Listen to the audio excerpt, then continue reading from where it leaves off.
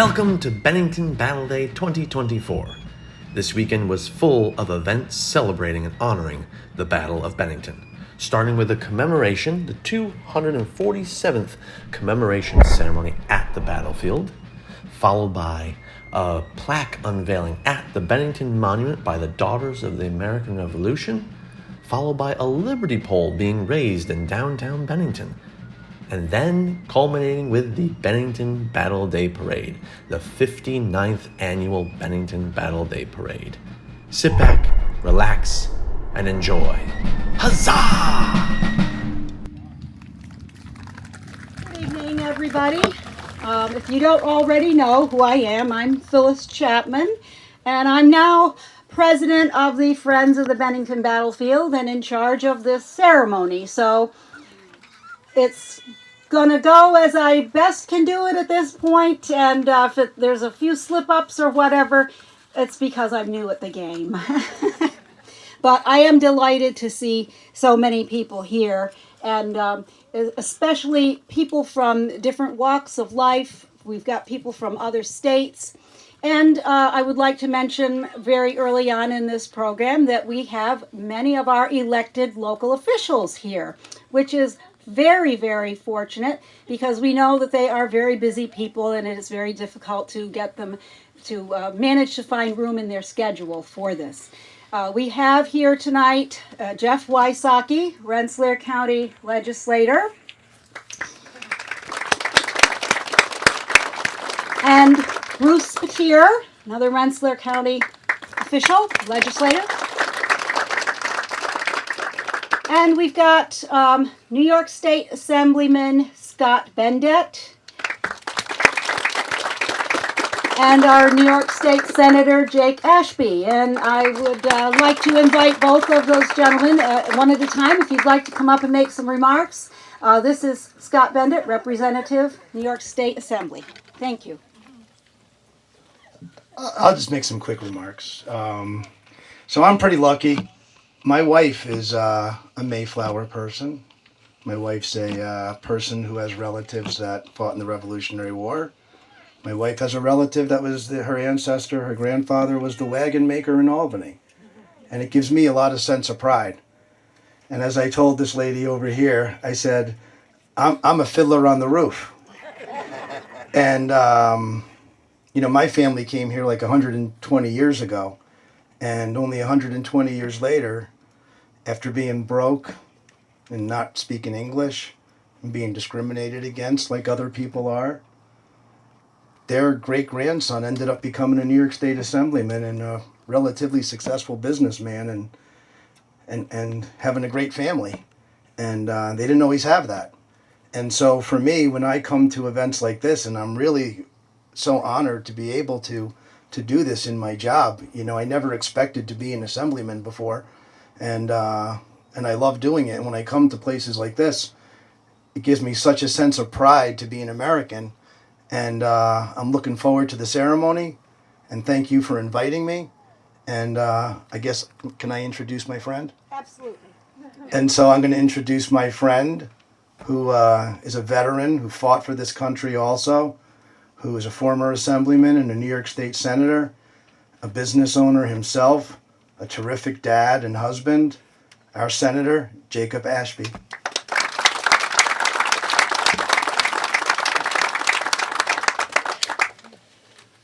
Well, good evening, everybody. It's a pleasure to be with you today. And I want to thank the Friends of the Bennington Battlefield, Phyllis, and everybody here whose continuous efforts make this happen. And to your credit and for our appreciation, this continues to happen. And, many times in politics we find ourselves in divided times. And it's easy to lose sight of some of the values and the history and the struggles that have borne to us this great privilege in this country that we live in. And thanks to you, in these continuous efforts, we revisit what has been given to us each and every year here in Bennington.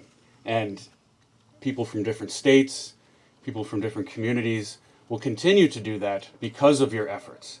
And that is not only good for us today, but it will be so beneficial for us in our future. And I'm looking to the children that are here today, because those memories and those values and those traditions will continue to be passed down because of these efforts. And I'm just privileged to be a part of it. Thank you very much.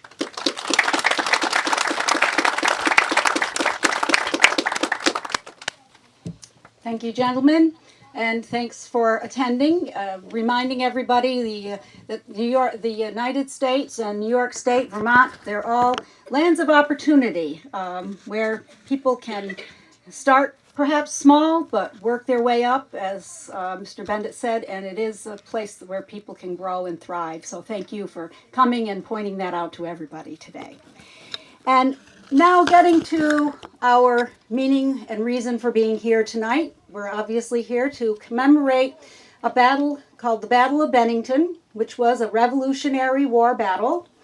And here, under the leadership of General John Stark, on August 16th, 1777, American militia from New York, Vermont, and Massachusetts, here on this spot, just ordinary people, accomplished the first definitive check on the British campaign of 1777 in New York State, as its commander, General John Burgoyne, sought to proceed from Canada southward to capture New York State and divide those rebellious colonies in half, separating Massachusetts, Connecticut, all of those from the southern states, and he was convinced that would stop people from seeking their freedom.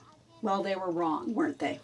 Now, that's the formal history book description, but what might it have been like to those participating here on that day in a battle, leaving their farms and their homes, their families, to fight a foreign enemy, invaders? Well, it was hot and sticky, something we've been quite familiar with this summer. It had rained heavily, so it was muddy and mucky. These men were not professional soldiers. They were ordinary people. They were militia. They'd been called to defend Bennington from a raiding party, sent to take away things that didn't belong to them. Not just ammunition and gunpowder, but food and any horses or oxen they could capture. Things Americans could not afford to give up their livelihood. They would not give it up. So knowing that Bennington was in the crosshairs, Stark and his men met them here in the town of Hoosick. The objective was Bennington. You don't wait until the enemy gets to the objective. You proceed and you are proactive. The victory won here, the British defeat, was significant. For 2 months later, almost to the day, Burgoyne surrendered his entire force at Saratoga. His campaign to divide and conquer was over. And Thomas Jefferson later referred to this success as the first link in a chain of success. So the lesson that Bennington teaches us then and now is that progress is usually measured in small steps, even though we wish it was different. That inspiring and unselfish leadership is important. And it's the individual, the ordinary person, doing his or her best that gets things done. Now, we will begin our commemoration ceremony this evening with a musket and a cannon salute. The musket salute will be performed by Jonas Spivak and his Green Mountain Boys, and the artillery is provided by 2nd Continental Artillery. So, with no further delay, musket salute.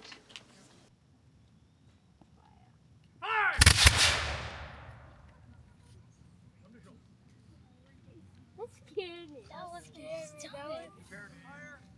Oh no, that's it. Fire the cannon. Fire. I actually felt that. Me too. I felt that. You can feel that one. I felt that. Thank you very much, gentlemen. Prepare to fire. Fire.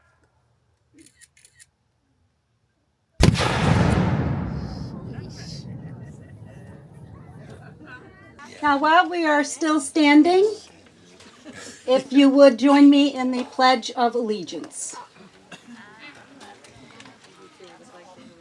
I pledge allegiance to the flag of the United States of America and to the republic for which it stands, one nation, under God, indivisible, with liberty and justice for all. Thank you. Now, if you remain standing, we have a musician, a young lady, who is going to play the national anthem. Thank you.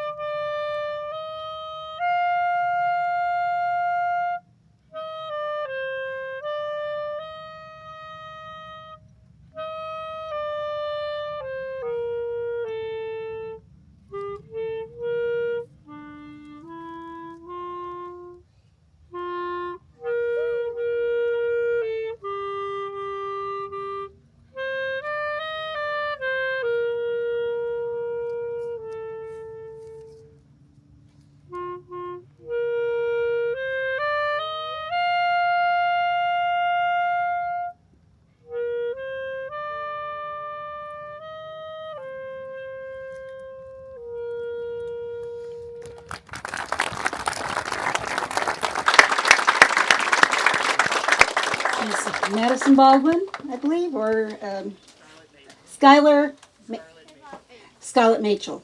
Thank you very much, Scarlett. That was lovely. Okay. We usually have a couple of historical documents read at this ceremony, and in some respects, the people that have spoken about this event in the past have far more meaningful things to say about it than we do today, and so you can't get it much better than the two people that are whose words are going to be read after this. Our first speaker is going to be Phil Holland, who is a member of the Friends of the Battlefield. He's also active at the Bennington Museum and Bennington Historical Society, and he is going to read a letter that was found among John Stark's personal papers, General John Stark's personal papers, when he died in 1822. So Phil, read that letter that was in his personal papers. Thank you.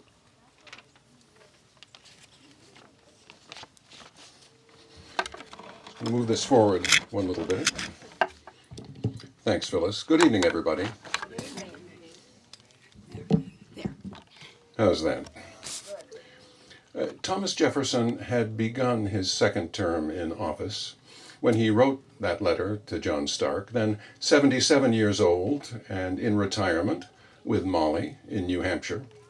As I read the letter, consider that it is very likely that Jefferson stood on this hilltop, perhaps in the very place that I am standing, when he visited this battlefield with James Madison in 1791.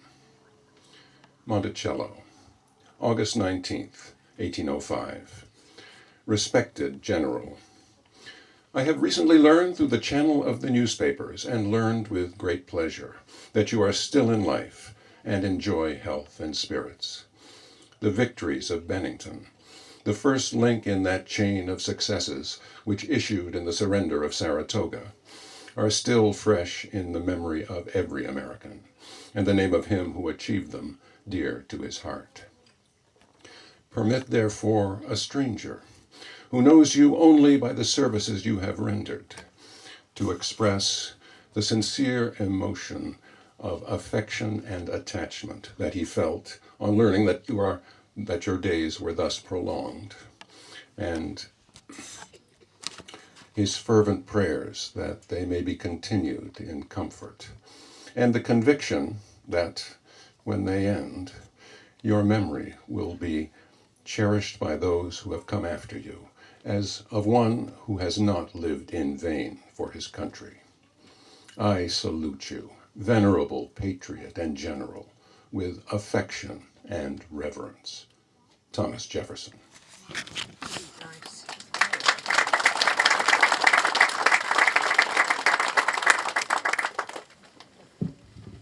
Thank you, Phil. That was an excellent reading of a very, very moving letter. Now, John Stark lived to be quite an elderly gentleman and was back in his home state of New Hampshire. And for many, many years, starting with the very first year after the battle, there had been some kind of celebration in Bennington of the battle. This is one of the most consistently and oldest type of celebration on a battle in the country. So that in 1778, they started celebrating the Battle of Bennington. And they very often asked John Stark to attend. Now here is a letter that that Peter Shapok is going to read, a letter from John Stark to the citizens of Bennington that was written in the year 1809. So before we begin with Peter's reading of this letter, I would like to note that Peter has been the president of the Friends of the Bennington Battlefield since it became the new iteration back in 2016. He's recently decided to step down, and I have taken his place. But I couldn't take his place.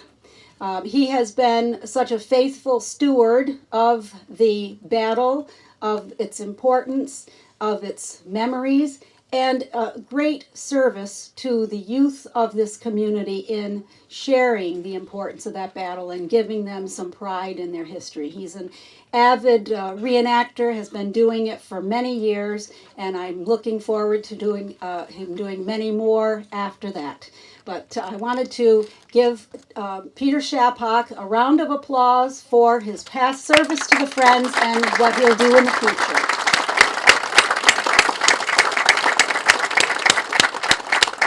And so now, Peter, if you would come and read the words of John Stark. Thank you.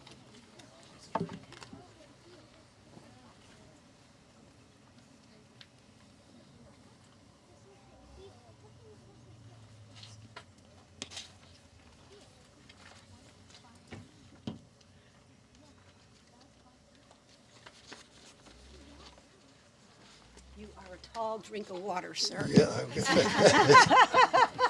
All right. If I could speak loudly enough.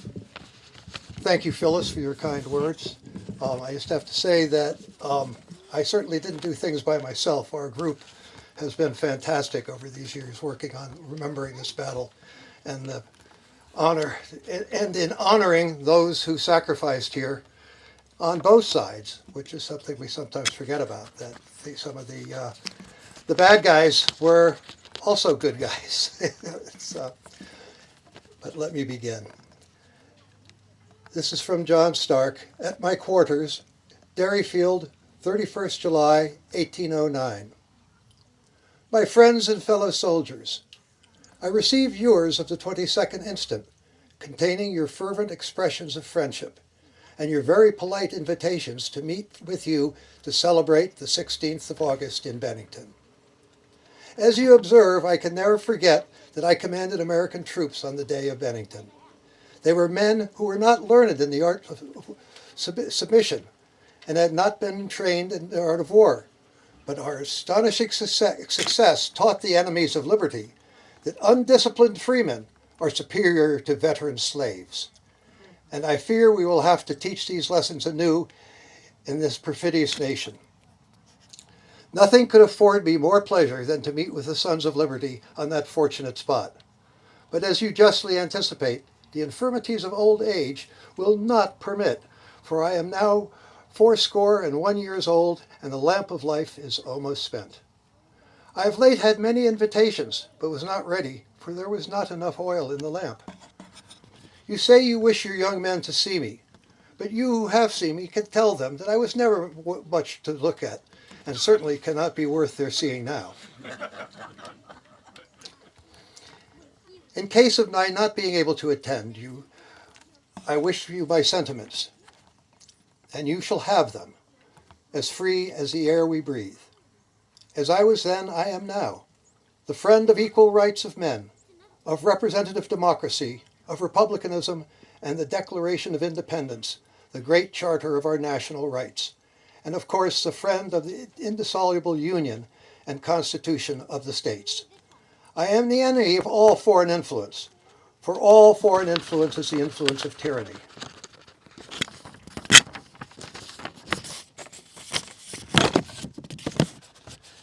This is the only chosen spot for liberty. This is the only republic on the earth. You well know, gentlemen, that at the time of the event you celebrate, there was a powerful British faction in the country called Tories, and a material part of the force we had to contend with at Bennington.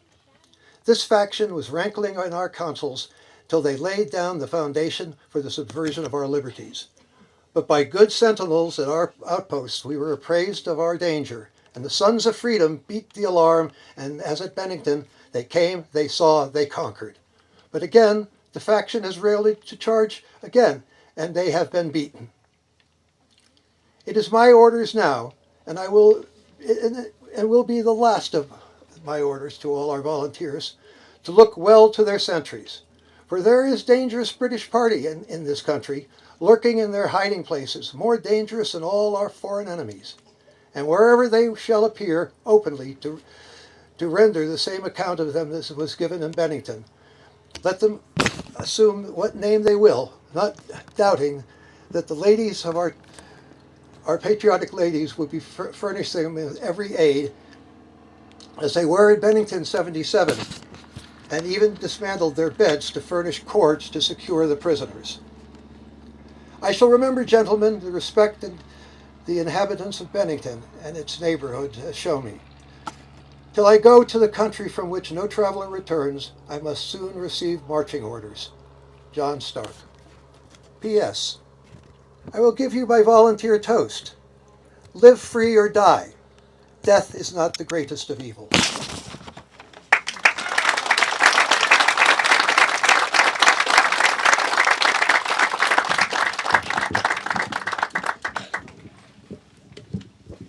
Thank you, Peter. And probably most of you are aware that he just recited the state motto of New Hampshire, live free or die. We have had a group of students here today on the battlefield, on the lower part of the battlefield, participating in a day at the battlefield for History Camp, which is a program that fourth grade teacher Katie Brownell has been running out of Hoosick Falls Central for the last few years. It's a wonderful experience. Kids get to visit very many different historic places, learn about our history, and do participatory activities that really bring history home to them. They are going to participate in our ceremony tonight. I have no idea exactly what they're going to do, but what they will be reading is their own words. And so I'm going to turn this over to Katie Brownell at this point, because she will know who to call and all the names and so on. So please, Katie, thank you.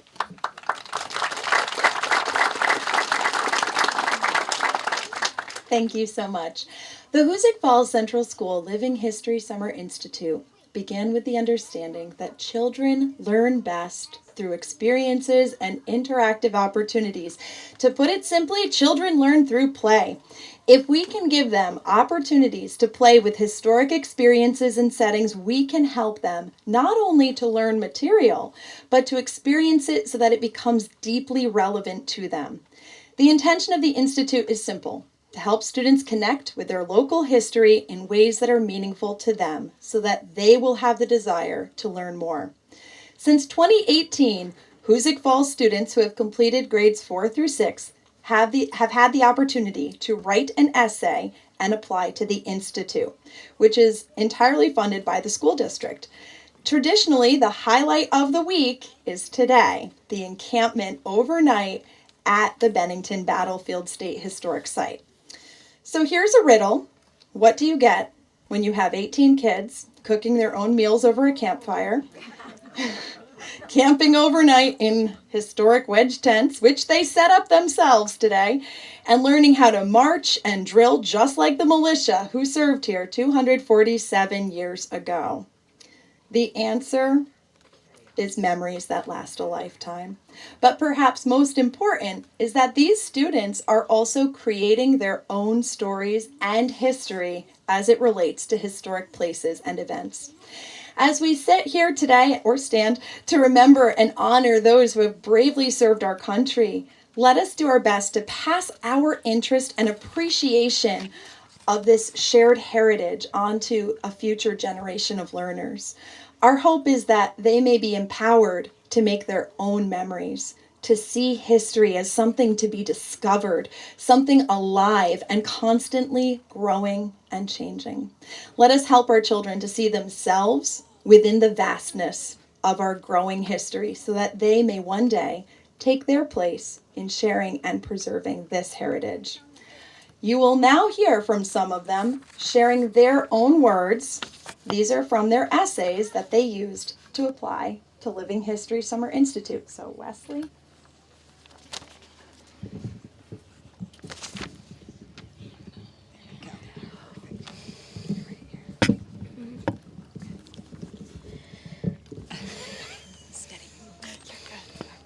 I think it's important for students to know local history so they can better understand their community. If you know local history, you can understand where battles took place, like how the Battle of Bennington wasn't in Bennington, and it was actually near Hoosick in the Walloon Sac River. All students should know local history so they can know what made their town into their town.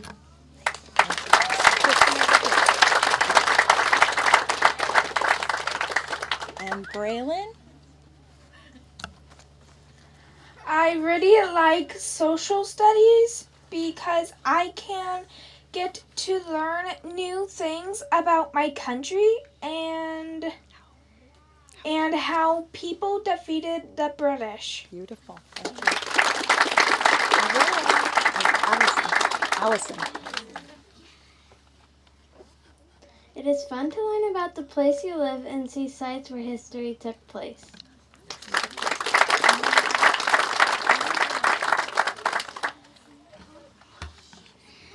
I am also interested in how my family history in New England is like family histories in New York. I think it would be fun to learn about the similarities and differences between our families.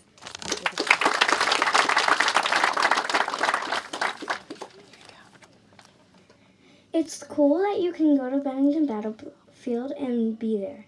It's cool to think that you're right there where the war happened. If we didn't know our history, we wouldn't know that the battle happened here. Beautiful. Good job. I feel that Living History Summer Institute would help me enjoy learning more about history and the benefits of where everyone started. Not to mention my sister went and she told me how great it was. She's here helping, by the way. She came back to help. Sleeping at the battlefield will help us understand how to sleep like a soldier. Another reason is I can look at things they made and used in the past.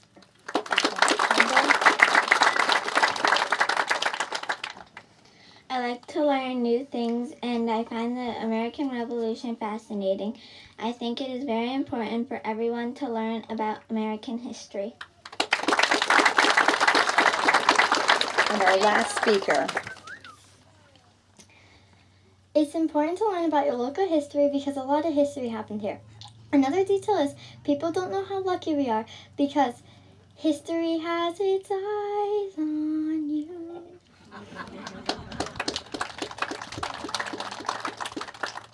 And yes, that is a famous song from Hamilton. The last detail is You can compare how things were in the past and how they are now. That's why it's important to learn about your local history. Thank you so much.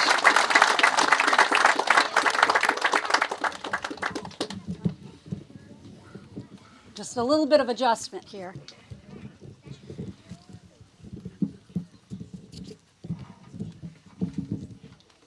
Okay, well, thank you so much to the 4th grade history camp participants and Mrs. Brownell for organizing it all and keeping everybody straight. But it's so important to know that our children, they don't lie. They know what's important, and they are interested in their history. They are interested in people, and they like to learn.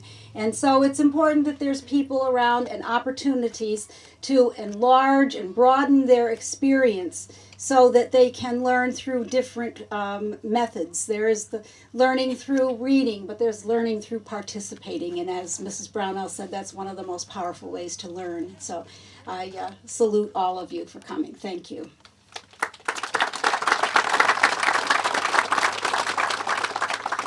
Now we are coming up on a very important anniversary here at the battlefield, as well as our country as a whole. In 2026, we will be celebrating the 250th of the Declaration of Independence. But the battlefield will celebrate its 250th in 2027. And it's a very important anniversary also for Vermont, because that is the same year in which they first became their own sovereign nation in 1777. They were their own little country before we became a nation called the United States, and they didn't join the Union until 1792. So there were 14 years that Vermont was its own country. So these anniversaries that are coming up are very important to us here locally, and one of our board members here on the FOBB, the Friends of the Bennington Battlefield, Jonas Spivak, has been spearheading much of the different celebrations and events that are going to commemorate these important anniversaries, and I'm going to ask him just to speak a couple of words about the 250ths coming up. That's plural. Thank you. Thank you very much.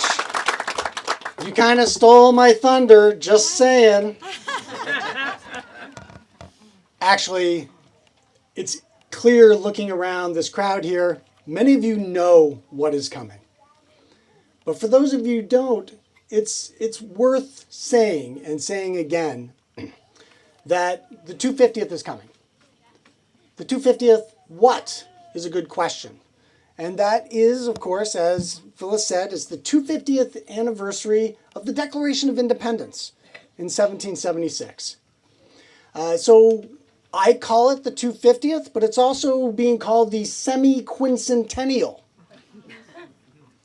which has a ring to it, but it doesn't quite capture it. There's another name for it, the bicentenary. Now that just rolls off the tongue, doesn't it? Yeah, I don't think that's going to catch on.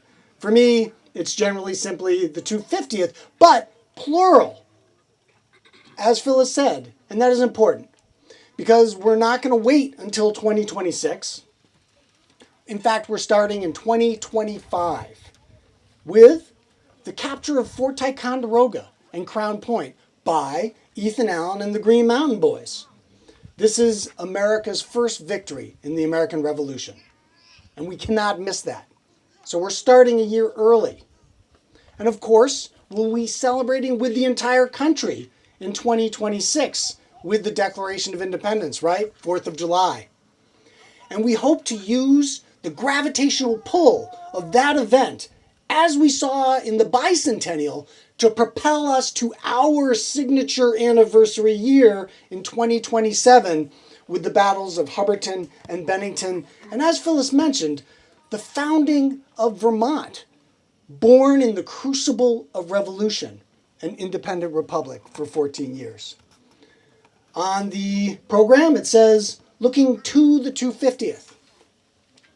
That's especially appropriate today, because at this point, the years of planning that we have been going into the 250th anniversaries is now truly upon us.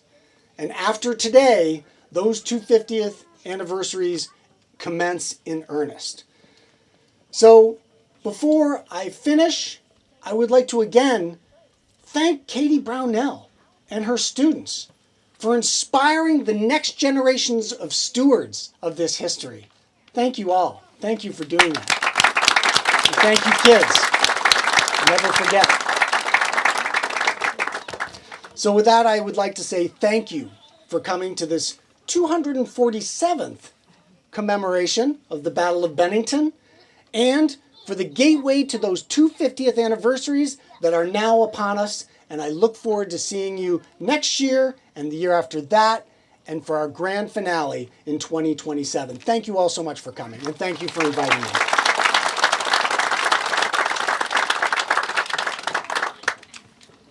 Thank you, Jonah. We are going to have another musical selection today, and that's going to be played by Scarlett.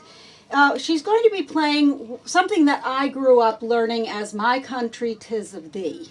We learned in elementary school a lot of these patriotic songs in music class. I don't know if they do that anymore, but I remember it very well.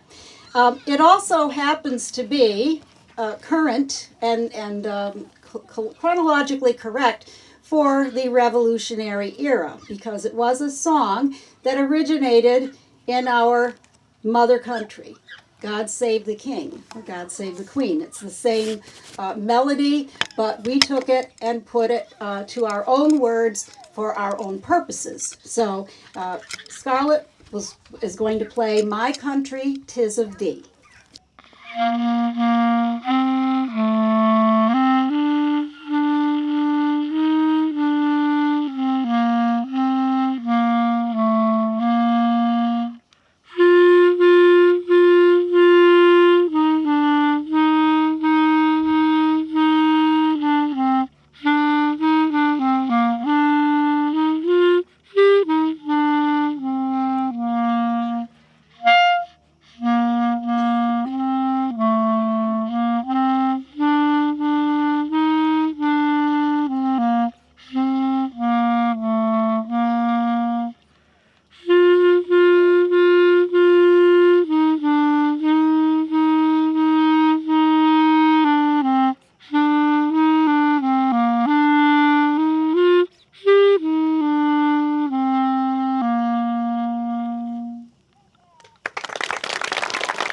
Thank you, Scarlett.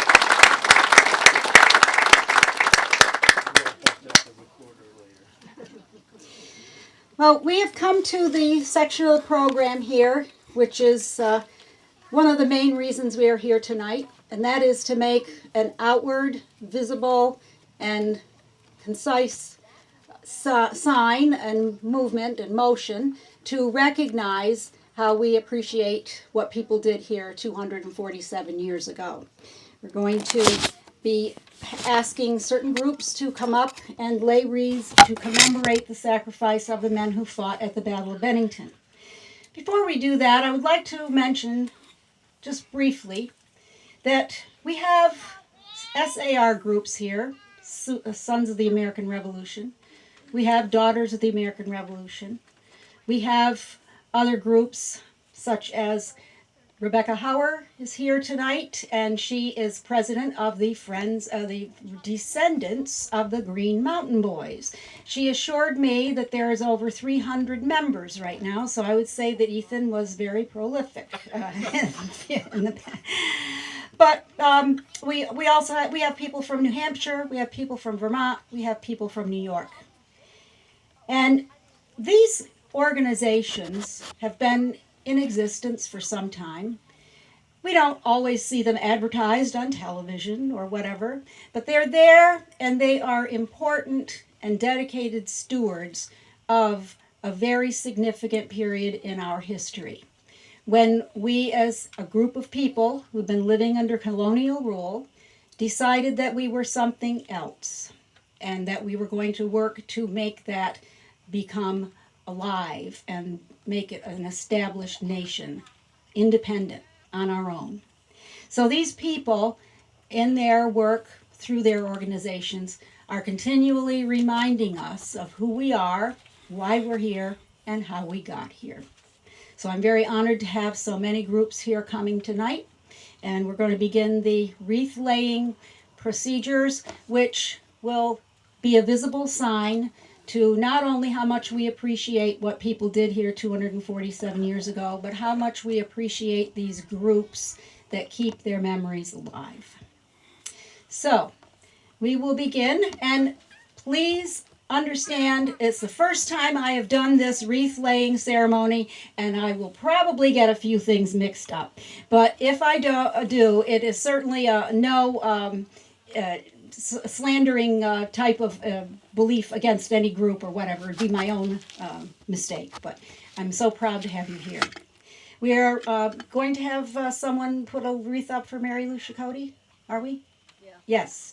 Mary Lou Chakotay is the site administrator of the Bennington Battle Monument. She is unable to be here tonight, but she is laying a wreath for the Bennington Battle Monument, Vermont State Historic Sites.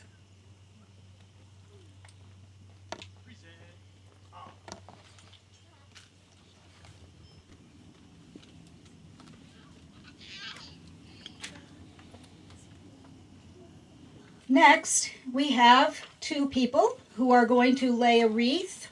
We have Janet Weaver, who is the DAR Vermont State Regent, and Suzanne Heskey, who is the DAR Historian General for the National DAR. And so Janet, I believe, is going to make a brief statement while Suzanne places the wreath. Thank you, Phyllis. We, the members of the Vermont State Society and the National Society American Revolution, now lay this wreath in grateful recognition of the sacrifice and service of the men and women who fought for independence. In remembering the Battle of Bennington, we honor and pay tribute to all the patriots who served our nation with integrity and devotion.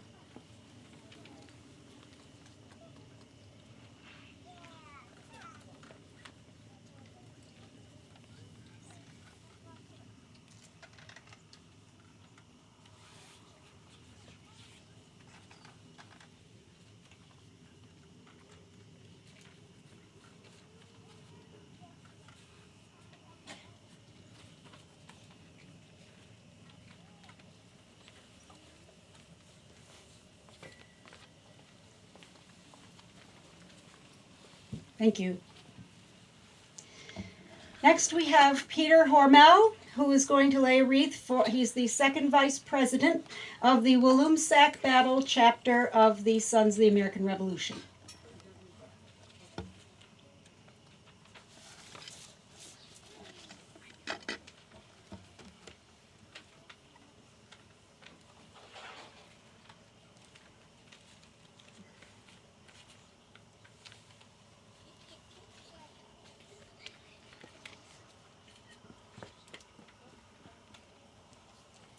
Thank you. Carmen Bogle, who will lay a wreath for the Ondawa Cambridge DAR.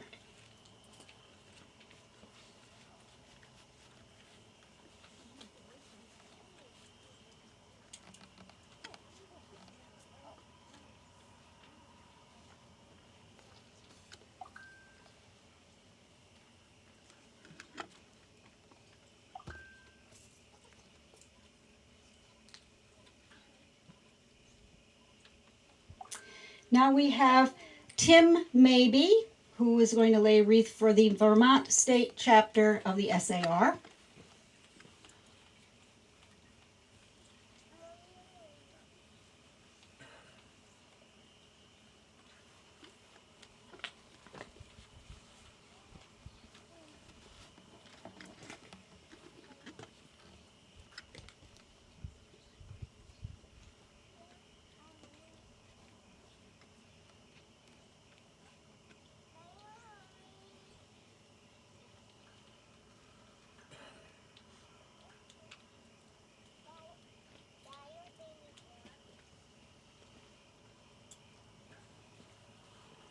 And I'm pleased to invite Heather Mabey, who's the chair of the New York State Parks Regional Commission and with the Saratoga chapter of the DAR. If she would come and lay a wreath.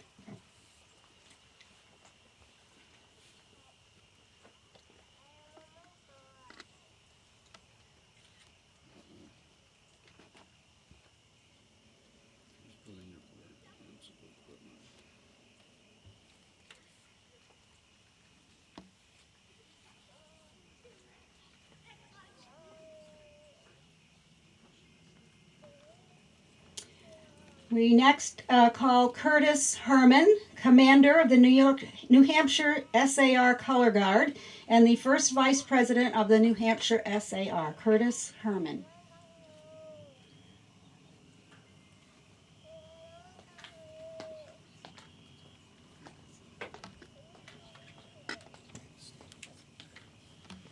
Is there one?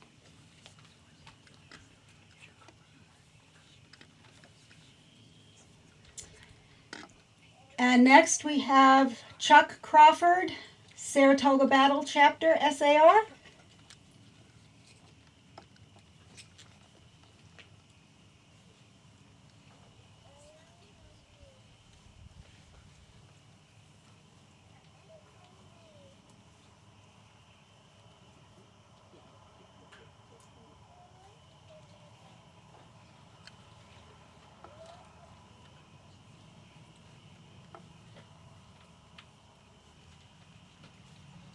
And then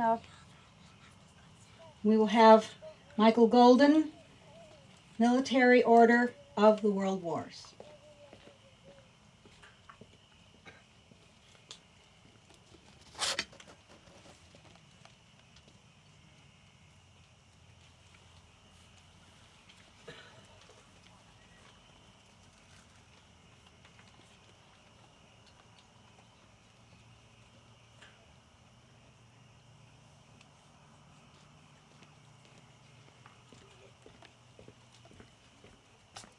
Thank you. Is there anyone that I missed? Wonderful. Thank you for acknowledging with respect the sacrifice of our forefathers at this battle. And at this point in time, we will have a second cannon and musket salute, again from the Green Mountain Boys and 2nd Continental Artillery.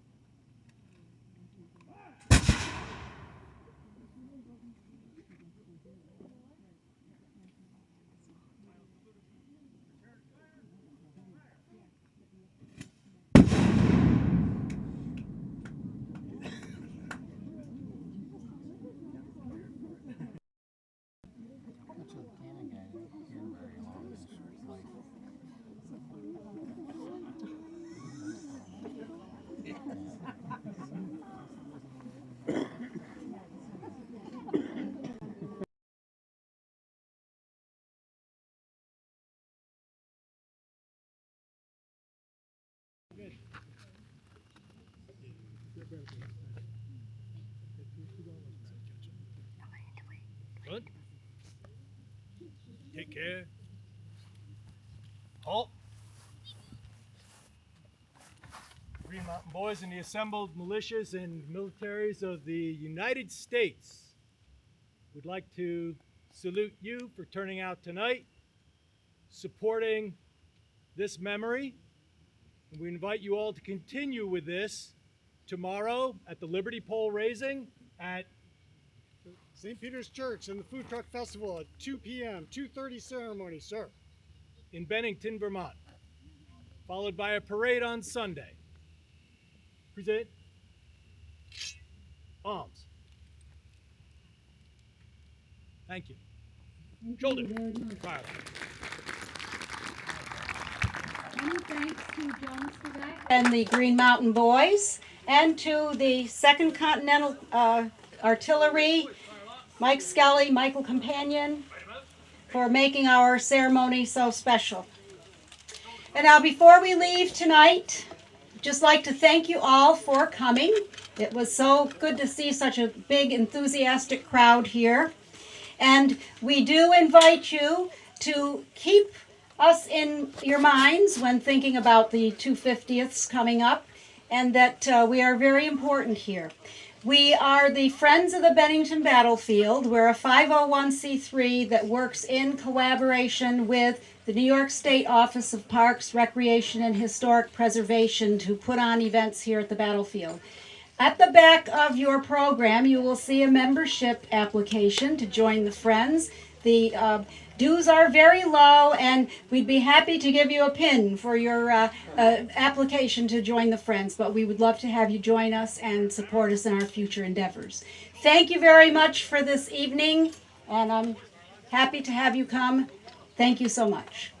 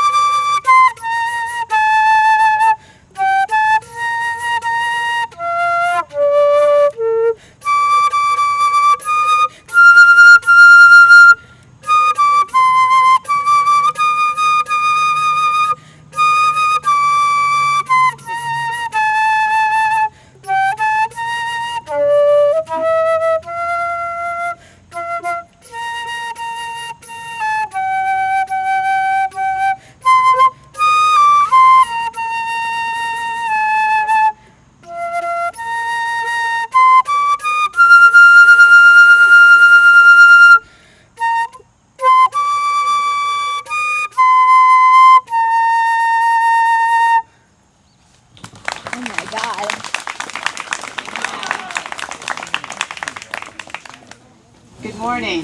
Thank you for joining us here today as we dedicate the second America 250 Patriot Marker in Vermont. I am Janet Weaver, the Vermont State Regent of the National Society Daughters of the American Revolution. The invocation today will be given by DAR Vermont State Chaplain Sandra Gamsby.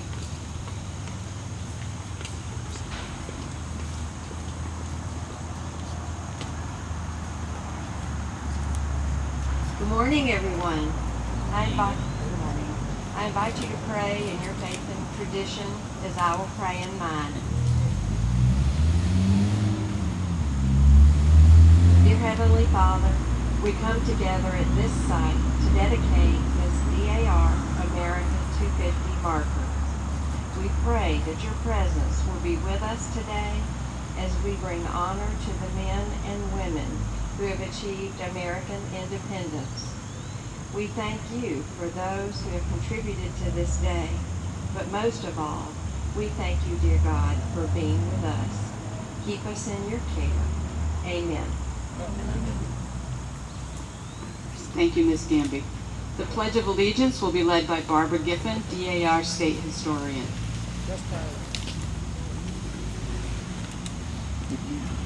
I pledge allegiance to the flag of the United States of America and to the republic for which it stands, one nation, under God, indivisible, with liberty and justice for all. The Americans' Creed will be led by Suzanne Heskey, DAR Historian General. I believe in the United States of America as government of the people, by the people, for the people, whose just powers are derived from the consent of the governed, a democracy in a republic, a sovereign nation of many sovereign states, a perfect union, one and inseparable, established upon those principles of freedom, equality, justice, and humanity, for which American patriots sacrificed their lives and fortunes. I therefore believe it is my duty to my country to love it, to support its Constitution, to obey its laws, and to respect its flag, and to defend it against all enemies. Thank you, Suzanne. For those that have seats, please be seated. I would like to extend special thanks to Mrs. Suzanne Heskey, a Historian General, National Society Daughters of the American Revolution. It is indeed a privilege and an honor to have you with us today. Also with us today are dignitaries from other lineage societies and organizations. Please stand or wave as I introduce you. Bennington County Representative Mary Morrissey. And Bennington Town Manager Stuart Hurd. From New Hampshire, DAR State Regent Kathleen Sternenberg. I don't see Kay here yet today. From Sons of the American Revolution, Vermont President Seth Hopkins. Seth is also governor of the Vermont Mayflower Society. From the Descendants of the Green Mountain Boys, founder and president Rebecca Hopper. It's also an honor to have with us today Laura Treshman, State Historic Preservation Officer and Chairman of the State of Vermont American Revolution 250th Anniversary Commission, who with her help and the help of her team made this marker dedication possible. Please acknowledge Laura and her team. Mary Lou Chakotay is the State Historic Site Administrator, Vermont Division for Historic Preservation. Without Mary Lou and her team, today's location and unveiling may not have been possible. Mary Lou? Mrs. Heskey will now speak about the Battle of Bennington and the importance of remembering and honoring those who fought for our freedom and independence. Mrs. Heskey.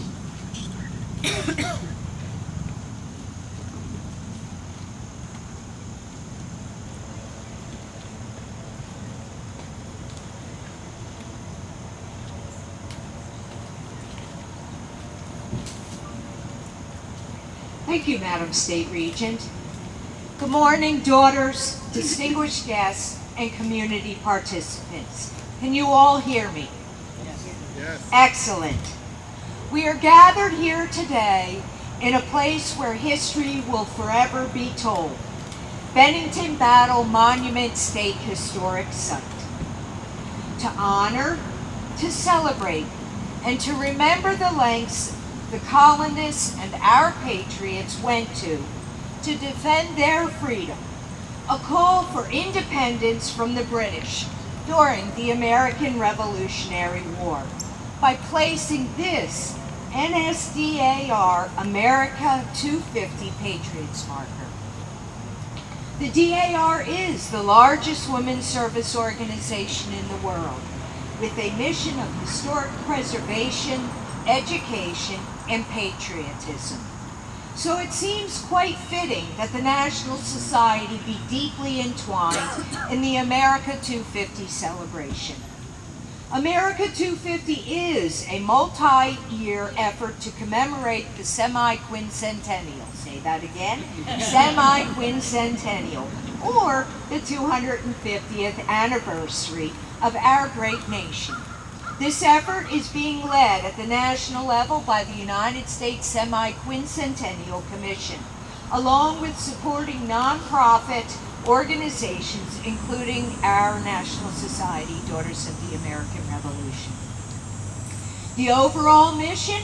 To catalyze a more perfect union by designing and leading the most comprehensive and inclusive celebration in our country's history.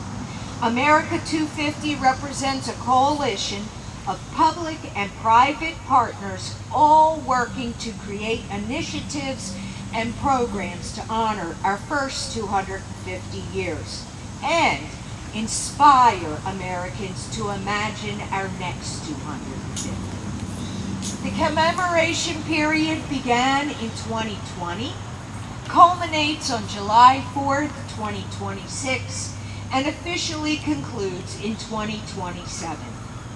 Today's dedication is instrumental in the commemoration of our nation's 250th anniversary.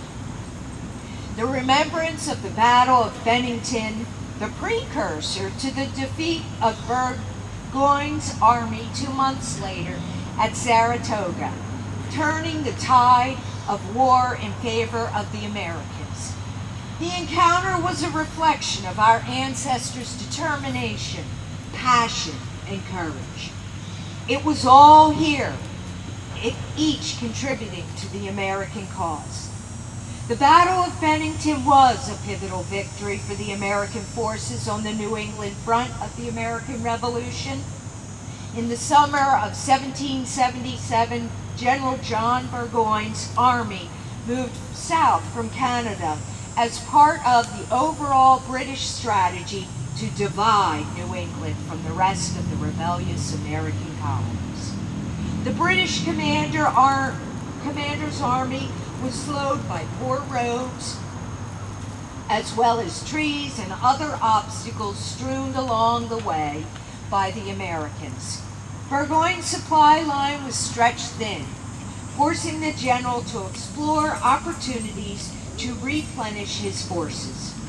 When he learned of horses and supplies in Bennington, Vermont, south of his position and east of the Hudson River, the commander divided his army, sending British, Germans, Loyalists, and Native American forces toward Bennington. On this day, 247 years ago, August 16, 1777, Vermont's Green Mountain Boys, the New Hampshire militia, and volunteers from Massachusetts defeated British troops who were charged with capturing provisions stored at this very location at the Bennington Supply Depot.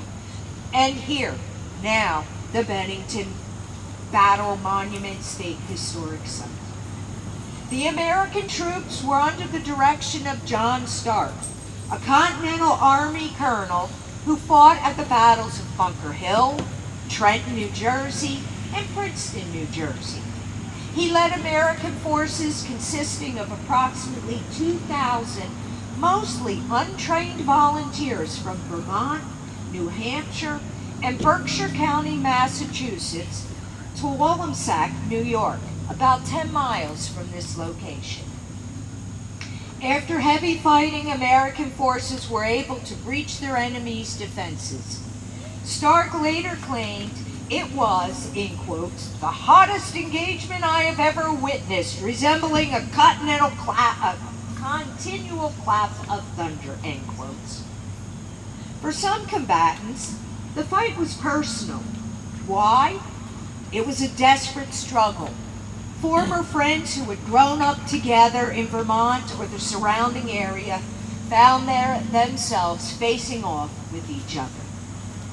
So, let us be resolute in our service, dedication, and commitment as we commemorate this America 250 Patriots marker, the second state-sponsored marker, to raise awareness of our patriot ancestors, the service and sacrifice of our patriots, to raise visibility of who those patriots were, to inspire enthusiasm for what they accomplished in the founding of our country, and generate interest in preserving their history and promoting their legacy of service.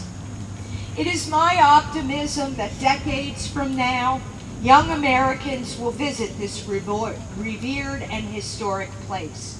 Reach out and touch this marker and learn the story of our patriots, such as Colonel Seth Werner and Brigadier General John Stark.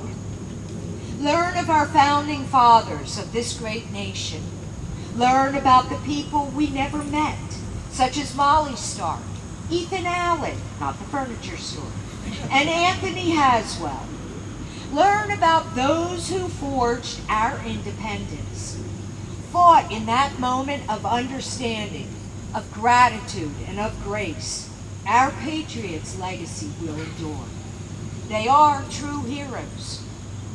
Sharing our patriot stories helps to remind all Americans that they can turn for comfort and inspiration to the Declaration of Independence and the Constitution of the United States, with the assurance and confidence that those two great charters of freedom and justice remain firm and unshaken.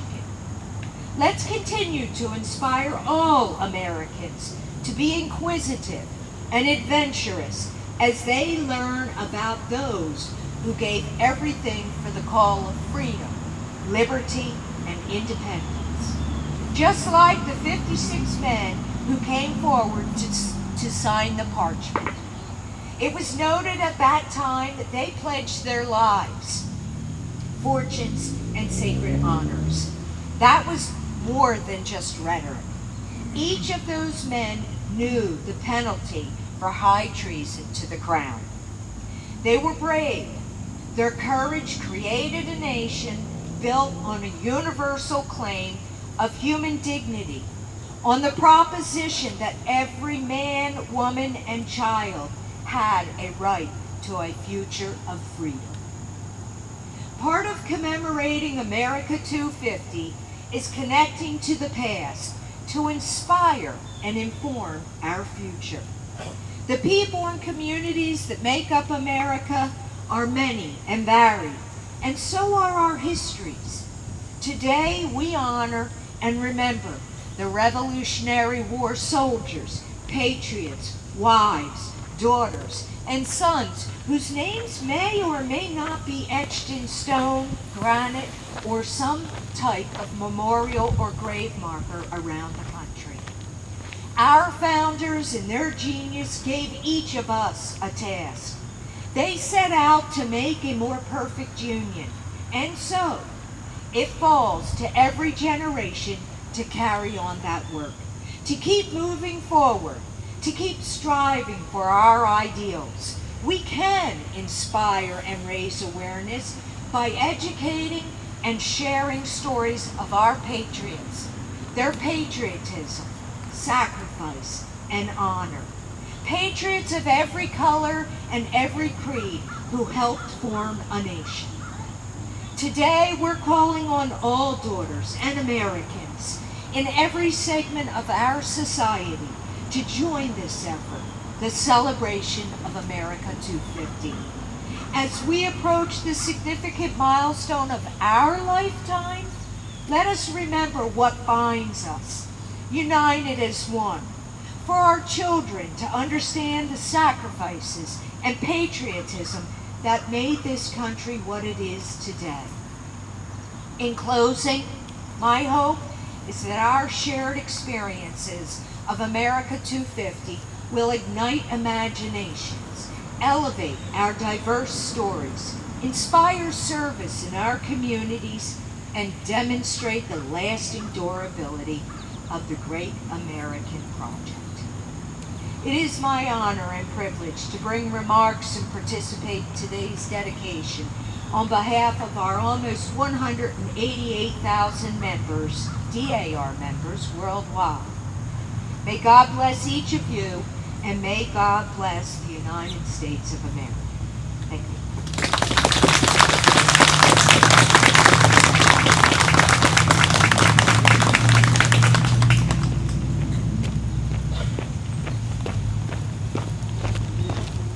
Thank you, Mrs. Heskey. We will now hear from Laura Trushman, State Historic Preservation Officer and Chairman of the State of Vermont American Revolution 250th Anniversary Commission. Mrs. Trushman.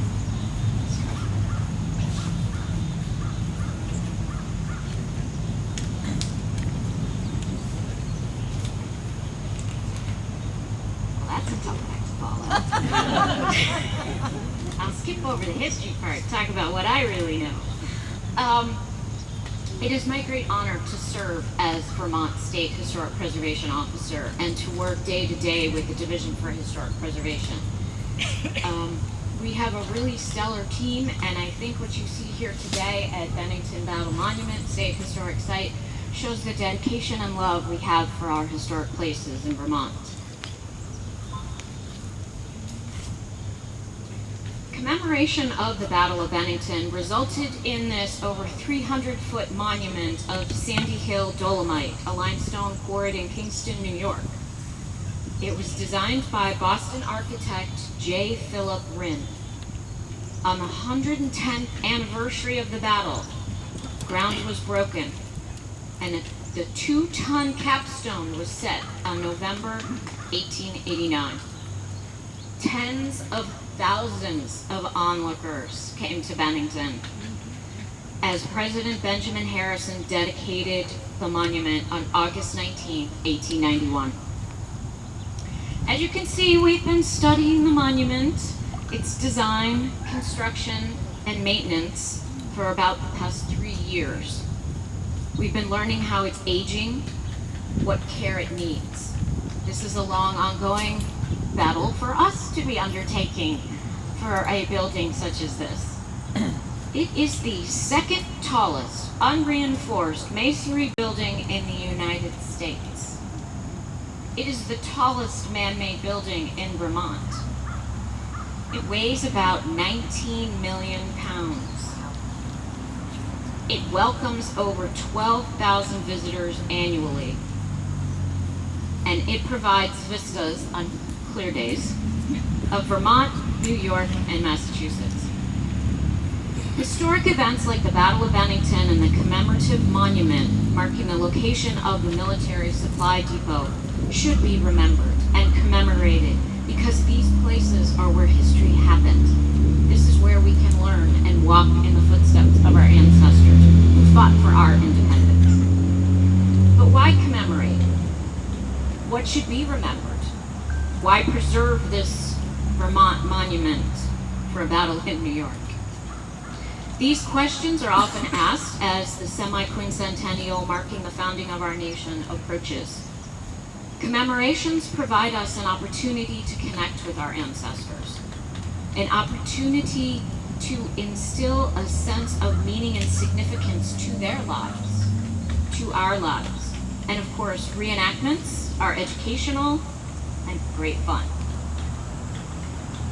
Another primary reason for commemorations and dedications like this monument, these military statues, and the Patriot 250th marker is the culmination of a sense of community, learning of the communities of our past, fostering those of our present and future.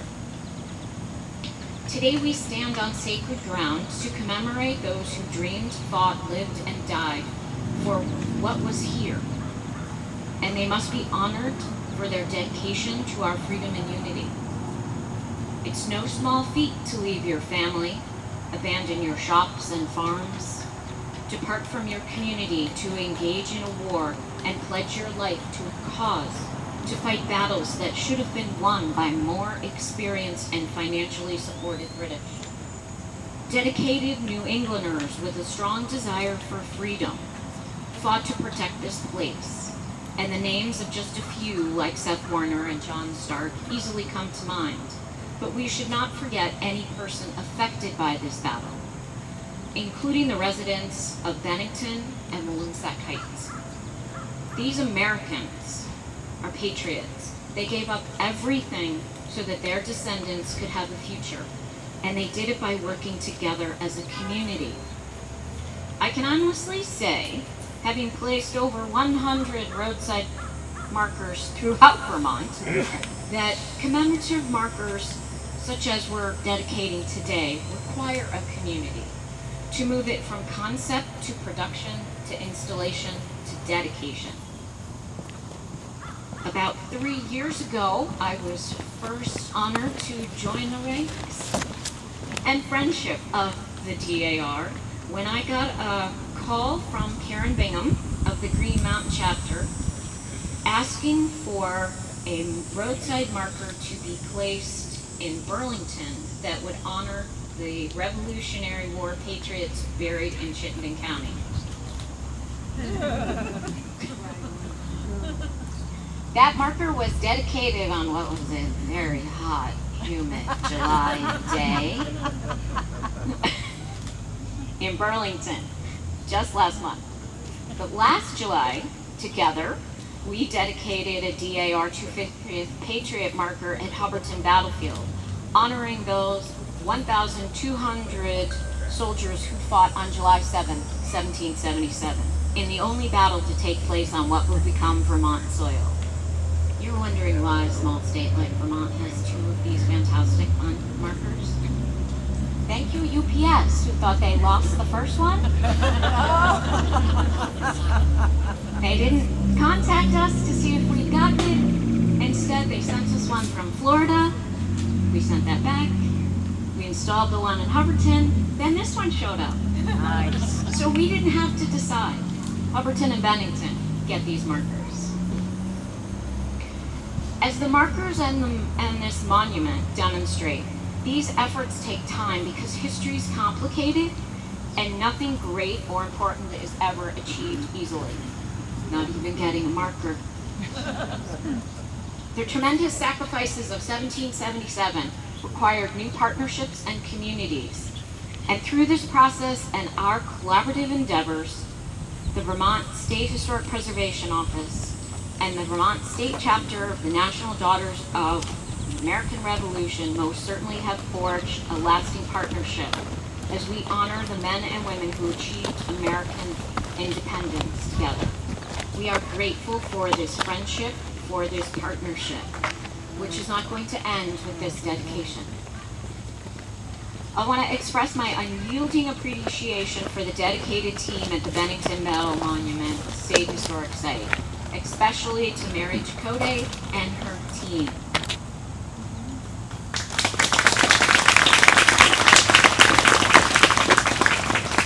I want to thank our Director of Preservation, Jamie Duggan, and Will Gansel for moving and installing this marker, which is a whole lot more heavier than our normal Vermont markers. So we really appreciate that. I want to recognize Old Bennington, Bennington Town Manager Stuart Hurd, and of course the Vermont 250th Anniversary Commission. We here today, I have spotted Tom Hughes, Jonas Spivak, Izzy Prevanta in disguise. All three of them. And of course, the biggest heartfelt thank you is for the residents of Monument Circle and the residents of Bennington and the visitors to Bennington Battle Monument for always being strong partners and friends. On behalf of the state of Vermont and Governor Phil Scott, I want to express our gratitude that this significant location was chosen for the 250th Patriot Marker. We are thankful for the partnership and honored by this commemoration. Thank you.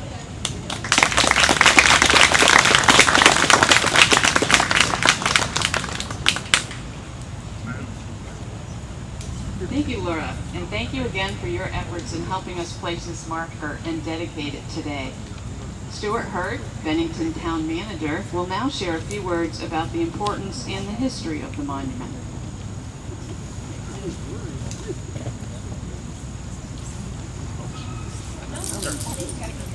Thank you. For those of you who are not Bennington residents, I'd like to welcome you to beautiful Bennington, Vermont. It has been my home for some 50 years or more, and it is a beautiful place to be and a beautiful place to live. I would like to thank the Daughters of the American Revolution for asking me to say a few words, and they will be very few. After listening to what you've listened to, I don't have much left to tell you. It is appropriate that this marker be placed here at the location of the Battle Monument. The Battle Monument, as many of you may know, remembers and commemorates the victory at Saratoga in the Battle of Bennington, which ultimately led to the formation of the Republic of Vermont and the United States of America. We have much to be thankful for. It is my pleasure to be here today, to share this time with you, and to recognize that these plaques and this beautiful structure behind us, which is the most visited historic site in the state of Vermont. You already know it's 306 feet tall. It's actually 306 feet 4.5 inches tall. I read that. But it is a monument to the task that was necessary at that time. And if history teaches us anything, when we look back through that window, we should learn.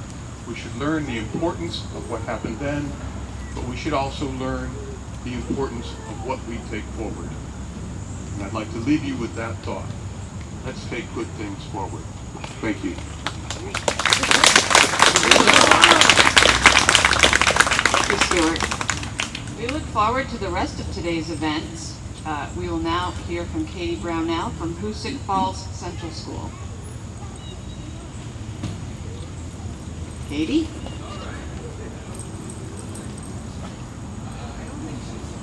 Oh, all right. Well, we'll skip along then. Jonas Spivak and Israel Provancha, Communications Coordinator for the Town of Bennington and a local history buff, will read a proclamation from Phil Scott, Governor of Vermont. Everybody take care. Everybody rest. Fire alarms. Remain at rest while reading of the proclamation.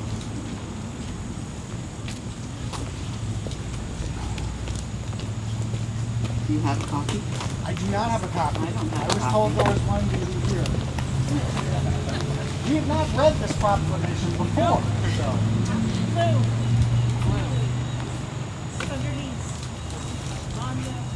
Ooh, this is fancy. Thank you very much. Again, my name is Jonas Spivak, Communications Coordinator for the Town of Bennington, also Vermont 250th Commissioner, and I'm here today with... My name is Israel Provancha. I am a Vermont 250th Commissioner as well, and high school educator. And we're going to alternate the readings of these passages, and but before we start, we would like to thank the Daughters of the American Revolution for allowing us to do this. It is truly an honor. Thank you very much. State of Vermont, Executive Department, a proclamation. Whereas, on August 16th, 1777, Vermont's Green Mountain Boys, the New Hampshire militia, and volunteers from Massachusetts defeated British troops charged with capturing provisions stored at the Bennington Military Supply Depot, and... Whereas the Battle of Bennington, part of the Saratoga campaign, took place on a farm in Woomsick, New York, about 10 miles from the town of Bennington, where the supply depot was located, and... Whereas the battle was an overwhelming and outstanding defeat of the reigning and superior forces that turned the tide of war in favor of the Americans, engaging 3,800 troops under the command of British Lieutenant Colonel Frederick Baum and American General John Stark, and... Whereas, at the end of the battle, with the Americans suffering 70 casualties, and the British had 207 dead and seriously wounded, more than 700 taken prisoner or missing, and a great amount of their supplies and armaments taken by 2,350 colonial troops, and... Whereas the bravery and determination of the American forces at this critical juncture in the war showcased their resilience and commitment to independence, and... Whereas the marble obelisk monument constructed between 1889 and 1891 on the site of the supply depot in what is now Monument Circle is a testament to the indomitable spirit of the men and women of the frontier, which was to become America. And whereas the 306 and 4.5 inches foot Bennington Battle Monument is the tallest man-made building in the state of Vermont and the second tallest unreinforced masonry building in the United States, and whereas the state of Vermont's Division for Historic Preservation has owned and stewarded the Bennington Battle Monument since 1953, welcoming about 25,000 visitors annually, and the National Daughters of the American Revolution, whose mission is to promote historic preservation, education, and patriotism, are placing commemorative markers in every state of our Union to honor the men and women who achieved American independence. And whereas the sacrifices of those who fought and died at the Battle of Bennington are not forgotten, and are a reminder of the lengths Americans have gone to preserve our freedoms. Now, therefore, I, Philip B. Scott, Governor, hereby proclaim the 24th day of July and August 16th, 2024, as the 247th anniversary of the Bennington Battle Day in Vermont. Hip hip. We can do better than that. Hip hip. Thank you very much. Thank you, Jonah and Israel. The marker will now be unveiled by myself and Barbara Giffen, DAR State Historian. Mrs. Heskey. Company, order the fireworks. In the name of the National Society, Daughters of the American Revolution, and the Vermont State Society, Daughters of the American Revolution, we present this America 250 Patriots marker, which reads in quotes, "This marker commemorates the men and women who achieved American independence. These patriots, believing in the noble cause of liberty, fought valiantly to found a new nation." 1775-1783. We dedicate this marker in grateful recognition of the sacrifice and service of a rebel force of about 2,000 brave men from New Hampshire, Massachusetts, and Vermont, who fought in the Battle of Bennington on a farm in Woolsack, New York, about 10 miles from here, on August 16, 1777, and all the Vermonters who contributed to American independence. In honoring them, we pay tribute to all the heroic men and women who have served our nation with integrity and devotion. My country, 'tis of thee.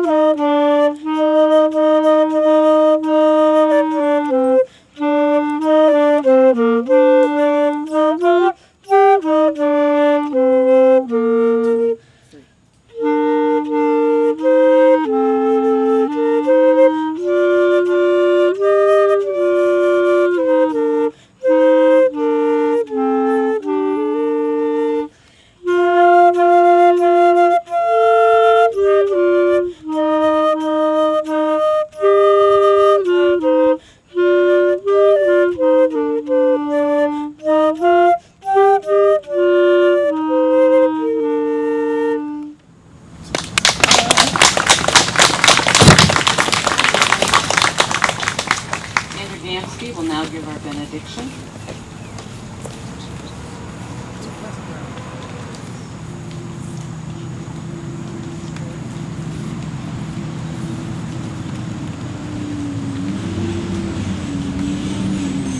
May we pray. Thank you, gracious Lord, for the many blessings granted us by your grace. May we continue to find inspiration and hope in the deeds and actions of those who trust in you, fortify their determination to secure freedom above all else.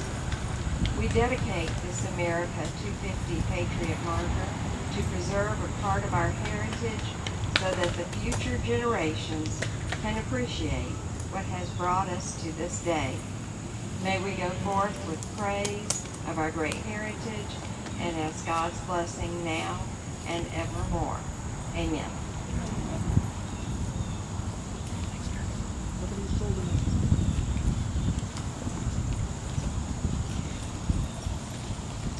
Thank you, Mrs. Heskey and Sandra.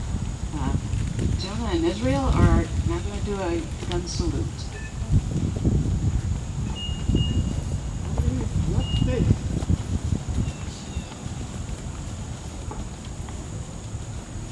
Company forward march on me.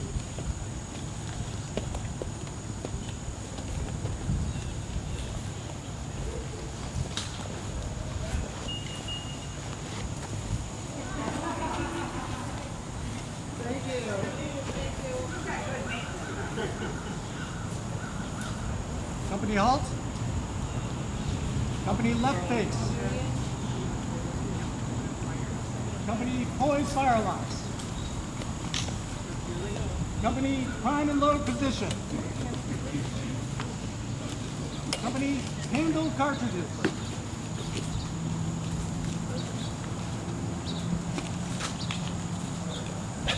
Load prime pans. Close pans when ready.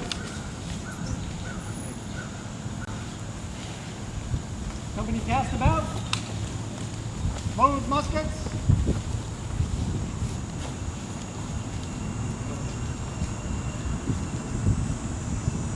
Company poise fire locks. Company make ready. Full cock. Hammer stalls off. Company present. Company fire. Prime and load position. Half cock fire locks. Hammer stalls on. Handle cartridges.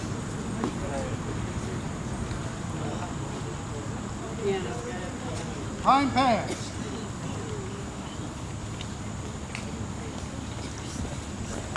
Load pans when ready. Cast about, load fire locks.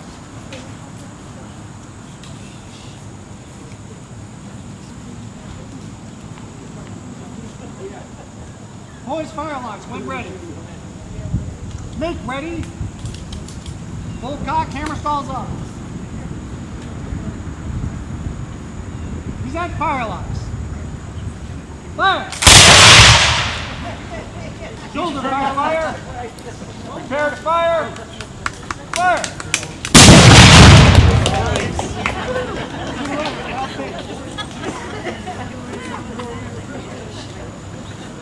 Forward march. Left foot first.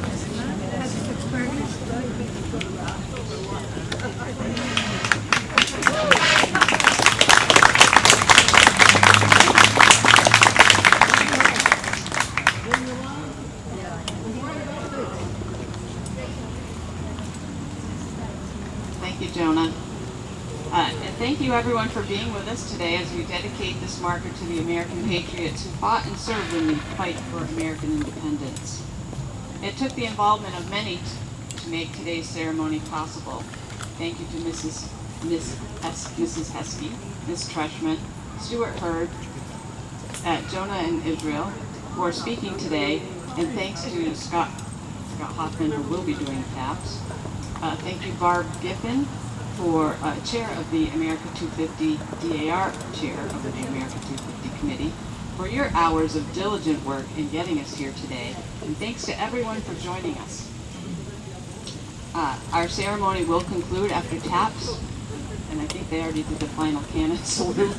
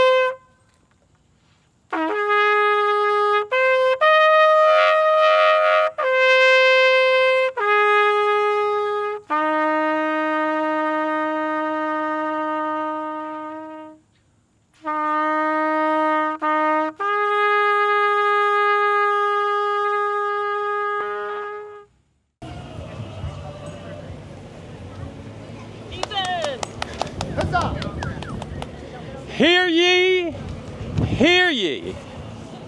My countrymen, I bid you welcome. Not 2 days ago, this pole was raised with purpose for today's occasion.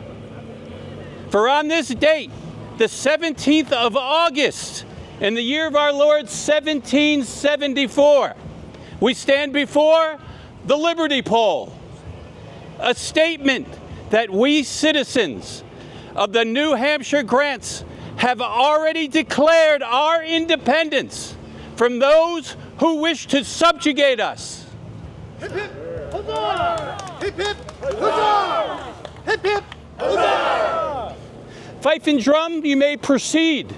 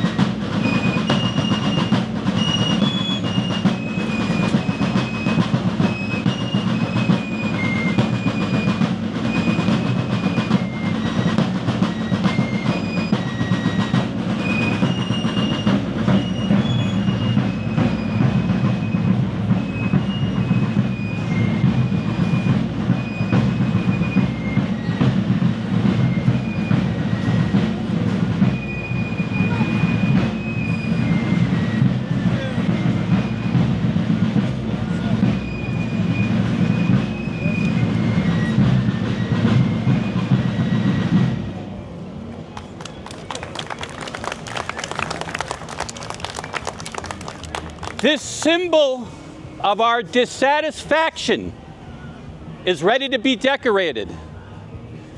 Who amongst us wishes to place a proclamation on the Liberty Pole? Come forward and be heard.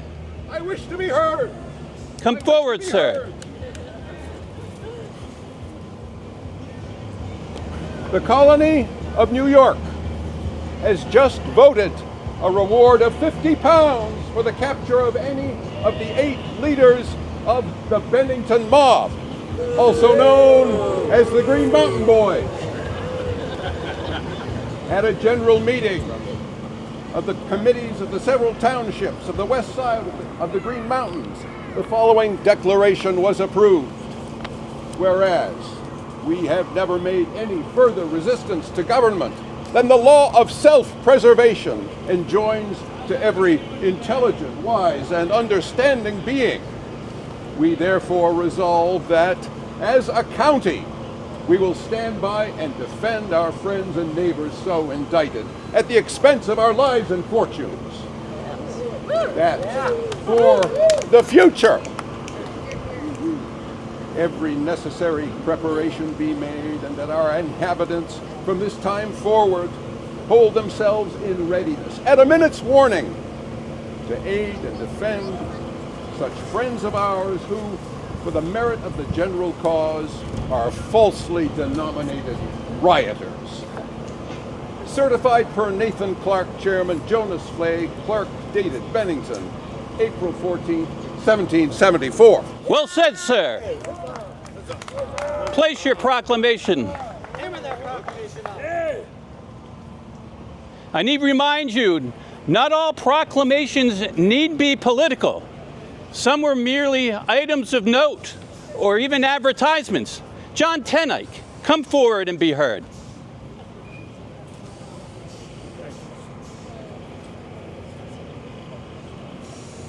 I be, my brothers, John ten Eyck. Some of you may know me as a Dutch farmer from Pownell. I be, as you see, somewhat senior to many of the patriots here assembled. More than a decade ago, I was with Hovelin at Crown Point. Our company of provincials, shoulder to shoulder with British regulars and Rogers Rangers, fought at Illinois, up the Richelieu, to Montreal, in conquest of the French. I must solemnly tell you, war is never good. Death in battle is no glory. We have established of late communications with our brothers and friends in Massachusetts Bay, and it is now with careful deliberations that we do regularly meet to discuss and consider these ugly things now confronting us in our daily lives, and to determine what our future course of action shall be. My brothers, we need you. We need your voice. We need your counsel. We need your advice. Please come join us. I post now this bulletin. Wanted, private mail courier between Shaftesbury and Boston monthly. Must have a reliable horse. Board, fair wages, and powder provided. Apply in person with your horse to Jonas or David Galusha, Galusha Tavern, Shaftesbury. Well said, John. Is there anyone else willing to let King George know how grieved we are? Anyone? Green Mountain Boys, take care. What are they doing here?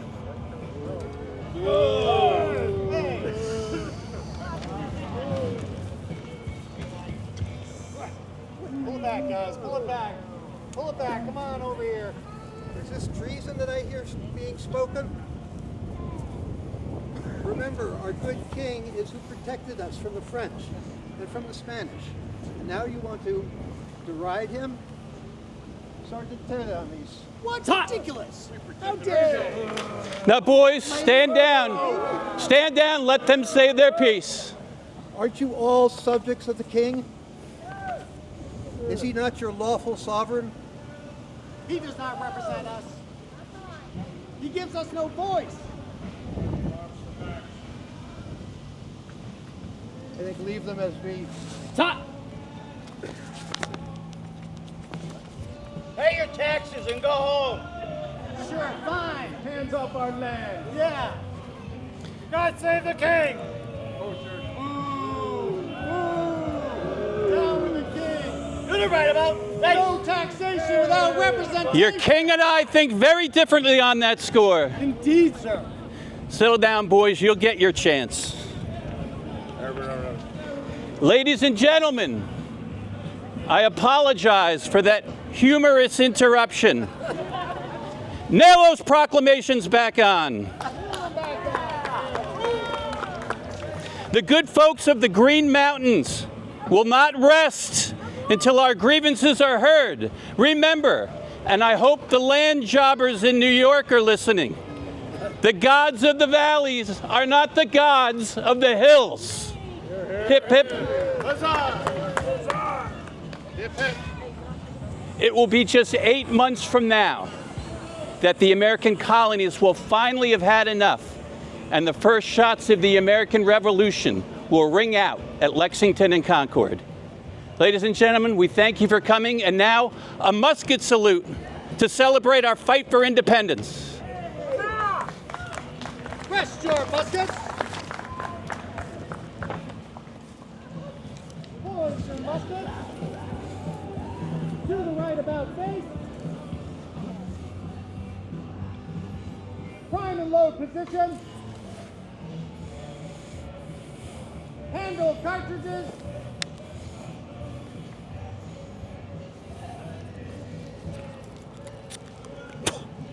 Prime pans. Close pans. when ready. Cast about. Load flintlocks.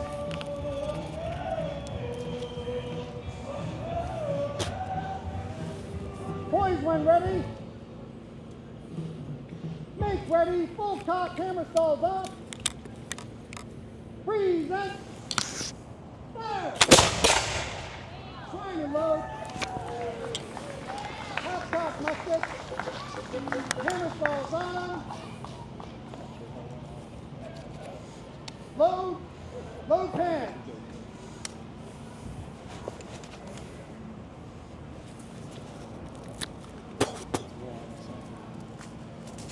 Close pans when ready.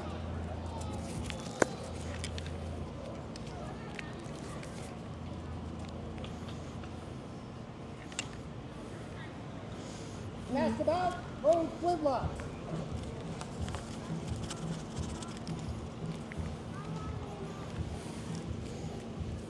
Poise when ready. Make ready, full cock, hammer stalls off. Present. And fire. One more? No, I'm out. Okay, poise, fire lock. Right about base. Shoulder fire lock. And move it.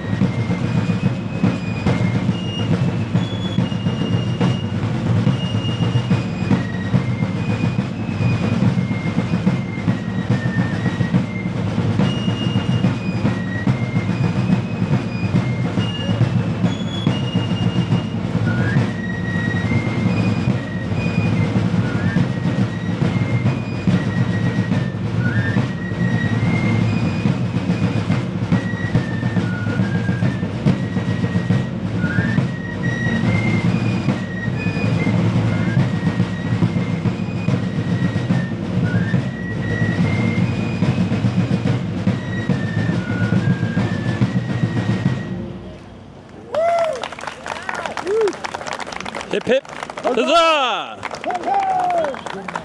Hip hip! Huzzah! I can't hear you. Hip hip! Huzzah! One more time. Hip hip! Huzzah! Well done. Thank you for joining us for the Liberty Pole raising. And thank you, Moodus Fife and Drum, for joining us as well.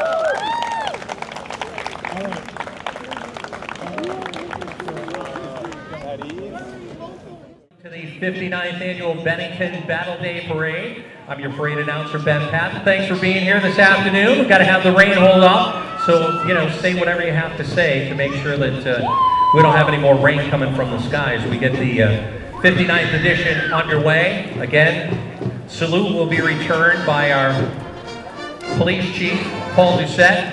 He'll be taking care of that for us today. We appreciate that. Thank you.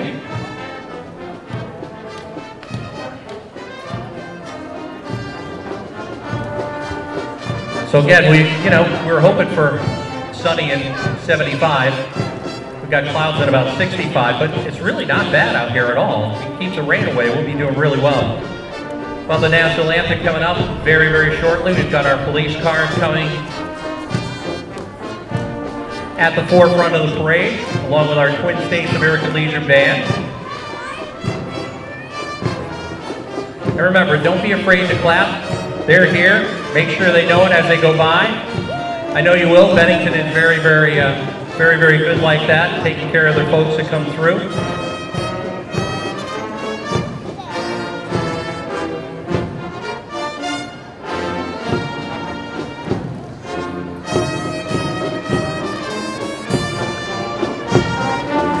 Heading toward the reviewing stand right now is our Bennington Police. Our canine car is there, and our brand new canine dog, Canine Stark, is in that vehicle. Now, again, talking about the generosity of Bennington, they needed $15,000 to raise to get Stark, and what they did was absolutely astronomical. They raised $72,000. So Canine Stark is in training. Where do they train those dogs there, Paul? He's training in Pittsburgh, but he's in the car today. Canine Stark, our Bennington County Sheriffs are there. We have our color guard as well. And the Twin State American Legion Band, Post 5 from Brattleboro, Vermont, Post 4 from Keene, New Hampshire.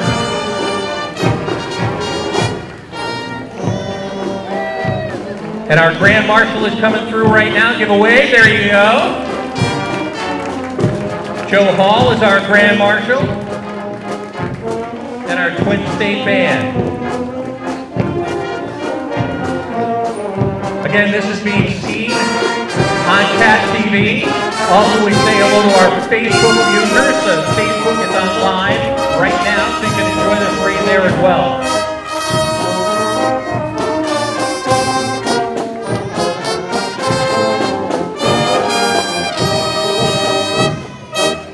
Here's our color guard for our Bennington Fire Department. Looking very handsome and chic as they walk through. Very nice. Like the flowers. He's not looking at me. I think he's thinking horrible things.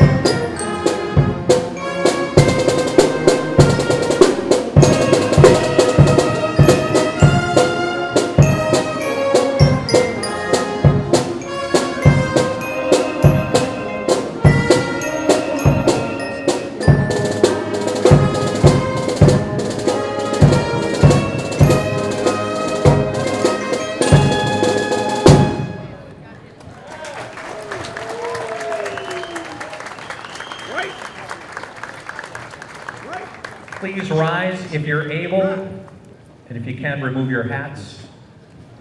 As our national anthem is being sung by Mount Anthony Union High School senior Trinity Madison.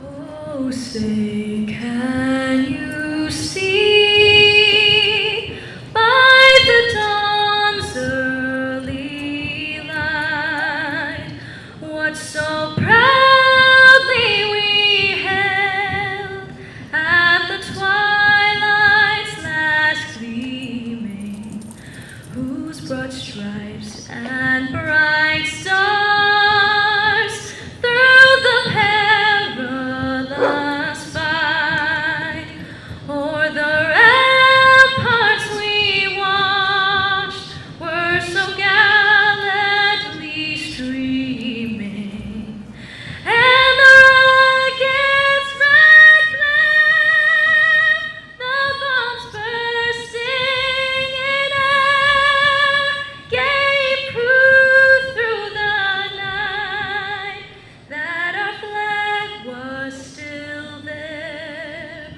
Oh, say does that star-spangled banner yet wave o'er the lands of the free and the home of the brave? Wow. Thank you, Trinity Madison, singer of our national anthem. One more hand for Trinity, please.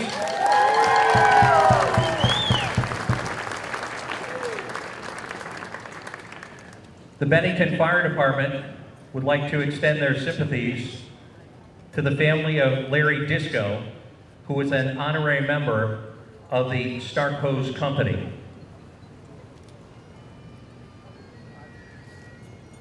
The Bennington Fire Department wishes to remember Ken Odell of the Pownell Fire Department, who passed away at the age of 88, February 3rd of this year.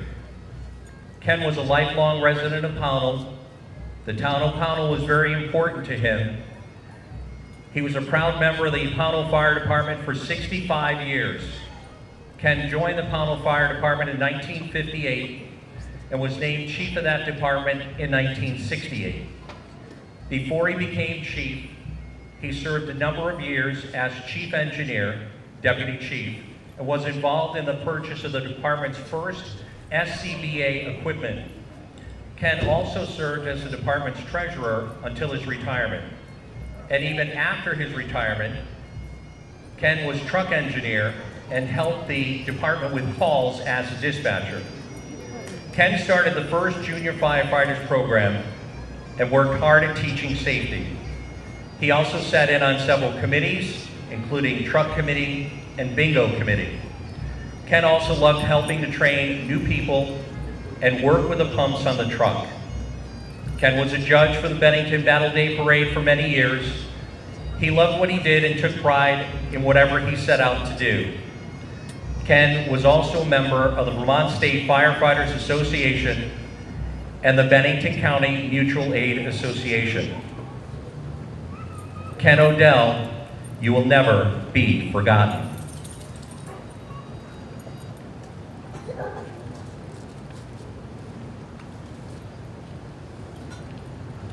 On August 6th, Chief Barris was notified that past Chief Erwin Smokey Matson had passed away. Erwin was a 67-year member of the Bennington Fire Department. Erwin joined the Bennington Fire Department in 1957. He served on the Board of Engineers. He was a second assistant for 5 years, a first assistant for 3 years, and chief of the department for 4 years. Erwin was still an active member of the Eagle Hose Company at the time of his death. He had received multiple awards from the state of Vermont recognizing his lengthy service. Erwin was one of the chiefs that got the department to take over the Battle Day celebration, along with Chief Charles Chuck Sawyer and First Assistant Chief Joe Wasik from the Bennington JCs 59 years ago. Irwin followed in his father's footsteps. Wallace Madison, who served as chief of the department from 1943 to 1945. Irwin also had a brother, T. Howard Madison, who was chief for the Bennington Rural Fire Department and chief for the Brattleboro, Vermont Fire Department for many years. Irwin received his last call August 14th at his funeral. The Bennington Fire Department would like to thank Irwin for his many years of service and sends out prayers to his family and friends.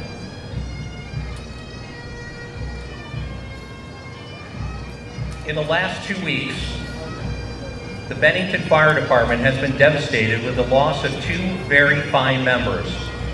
On August 3rd, Mary Crawford, a 15-year member of the Putnam Hose Company, had passed away.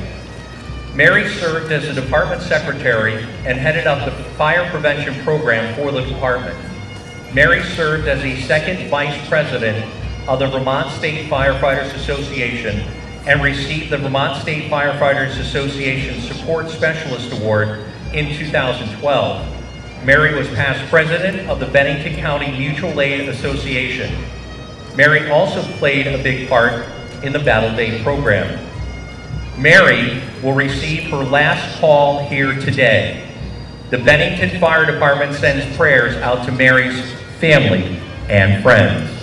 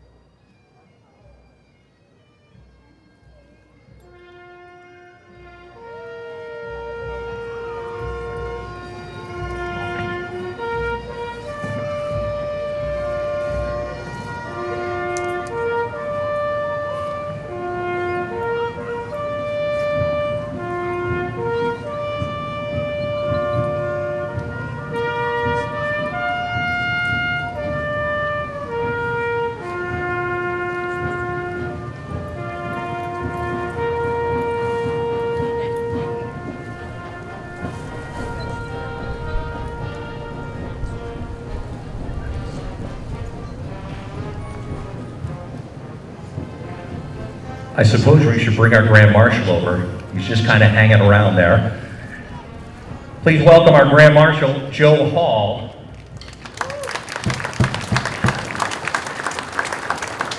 Joe was born in Bennington in 1932, grew up on a small dairy farm on Harwood Hill. Your love for Bennington was first fostered by your parents.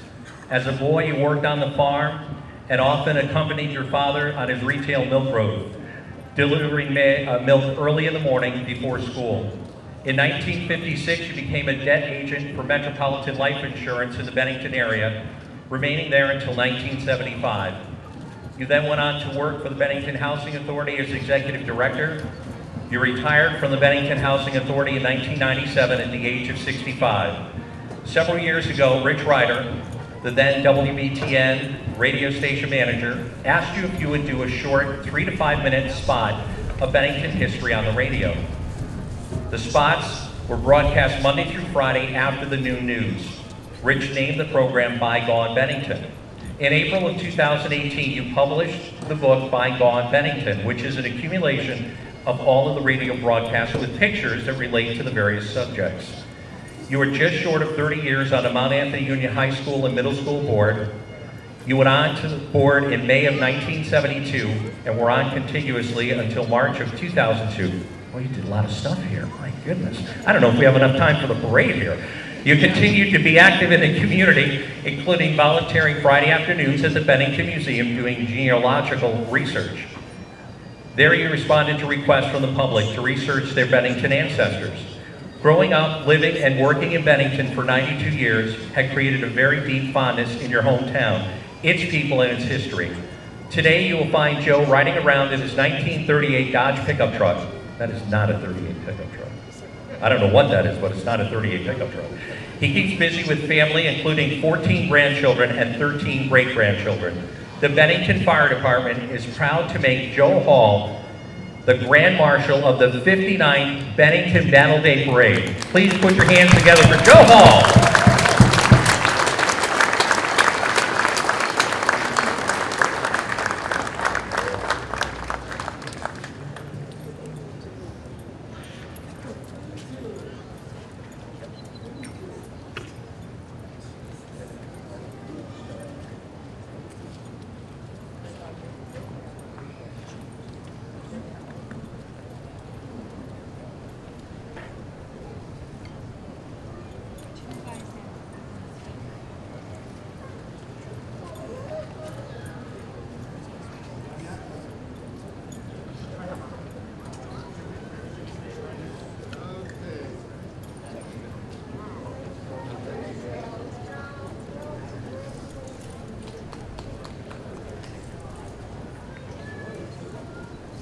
Can we get the Bennington Town Manager down in front here? We're going to ring the bell for you too. No? Are we early on that? Oh, I guess we're early on that. That's a bad thing. Come on over here. You thought you were going to get away easy. Just sit up there and just mark stuff. This is presented to Stuart Hurd, Bennington Town Manager, in recognition for more than 50 years of dedicated service to the town of Bennington. They heard that. We appreciate your continued support of the Bennington Fire Department during this time. Given in grateful appreciation by the members of the Bennington Fire Department, August 2024. Stuart Hurd.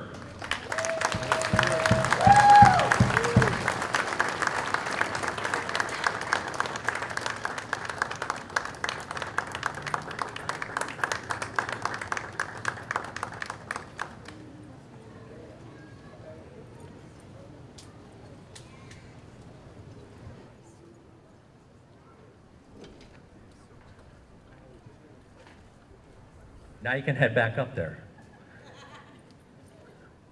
You know, he's probably embarrassed. That's probably, you know, because he's that kind of guy, right?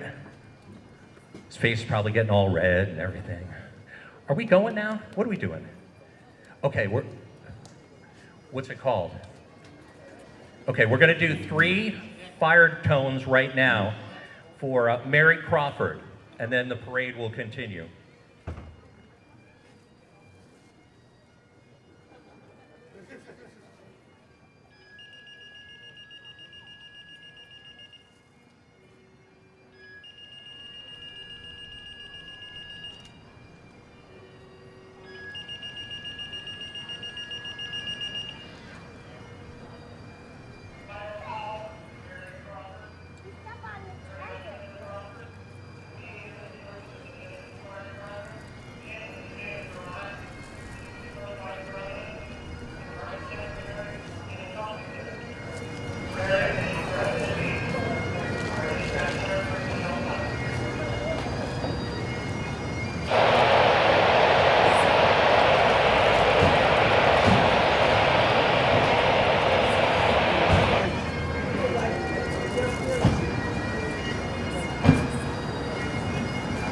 The Bennington Fire Department would also like to thank the Bennington Police Department for the many years of service and traffic control during the Bennington Battle Day Parade. Thank you very much, guys and girls.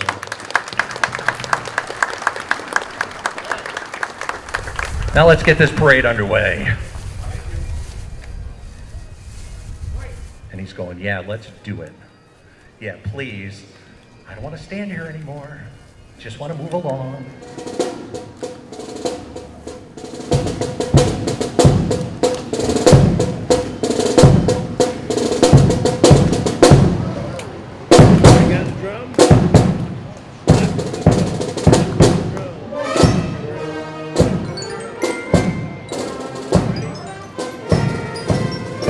Again, we welcome you to the 59th Annual Bennington Battle Day Parade, which is also being seen on Cat TV and on Facebook Live. So there are a couple different ways that you can see this today. Go back and look at it later on today for your favorite parts of the 59th Annual Bennington Battle Day Parade.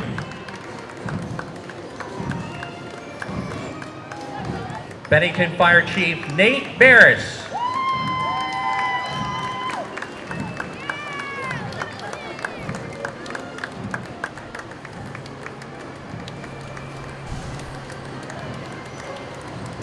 Wave nice, there you go. Very good.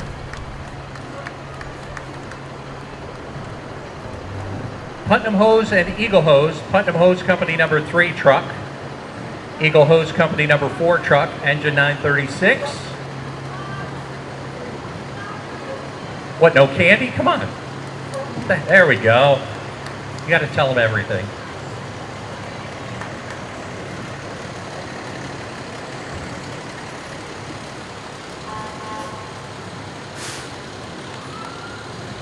The Stark Hose truck in memoriam for Irwin and for Mary. Stark Hose Company number 1 truck.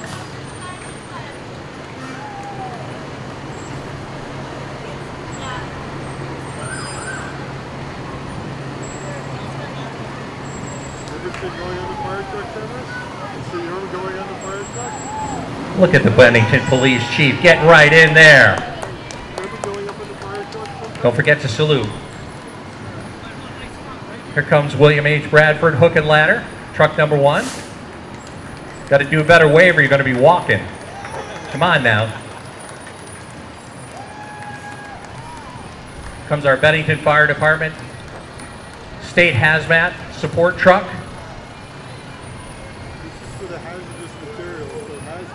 And did you say police ice cream? Are we not throwing stuff out of the truck? We got a lot of hungry people over here. What the heck? I like it.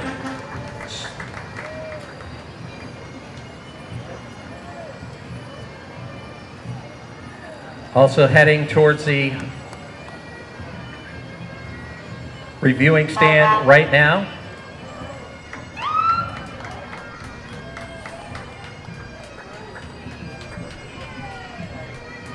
We have our Elks.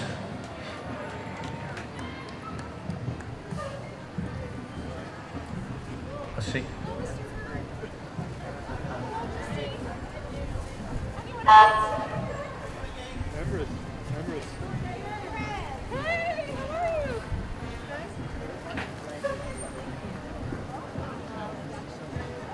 Oh, the Elks do not have their flag. They usually have their flag with them, but do not this year because of the weather.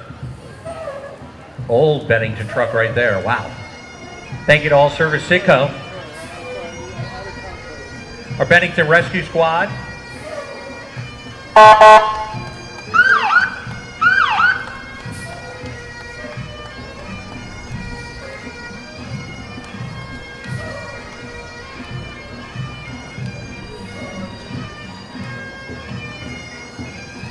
Bennington Rescue Squad trucks.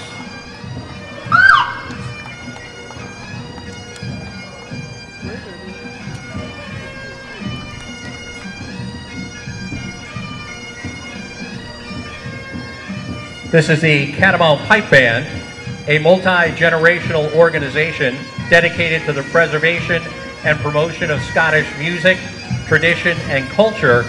Chase the dream, not the competition. The Catamount Pipe Band.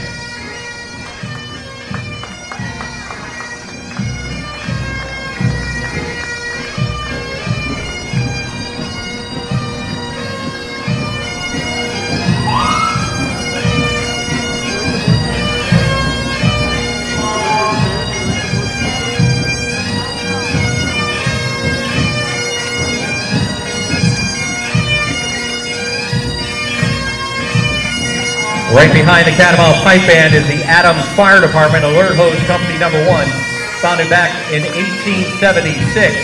It's an all-volunteer organization. Chief John Tansetti, with the way it used to be. Got our honorary firefighter on the top of that one. Definitely future firefighter. Now here comes our neighbors to the north in the Arlington Volunteer Fire Department.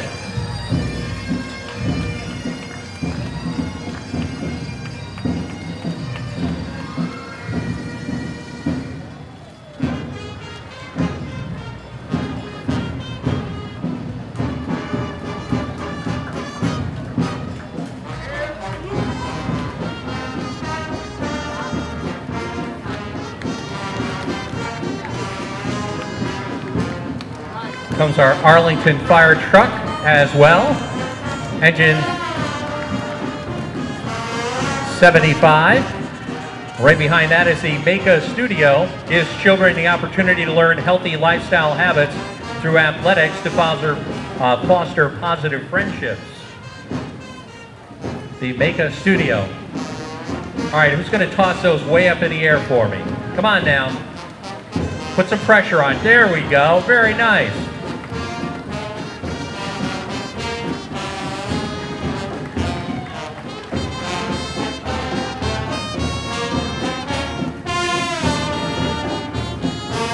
Heading to the reviewing stand now, the Yankee Doodle Band, Fort Craylow Post 471 in Rensselaer. The Yankee Doodle Band is the oldest continuous American Legion band in the country. The Yankee Doodle Band.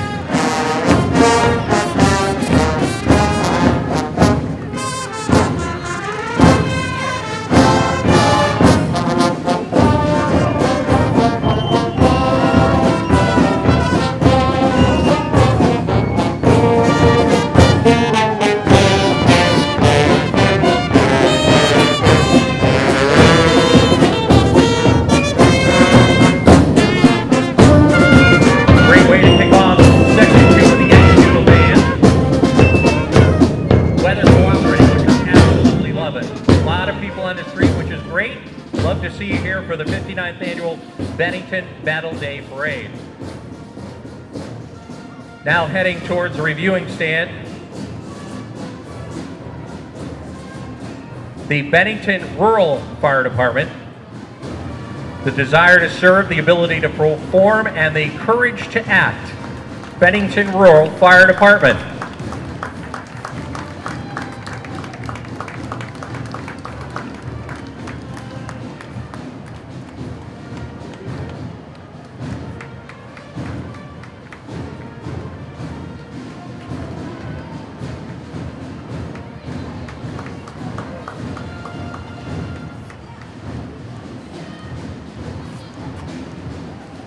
We've got the fire trucks coming through for Bennington Rural.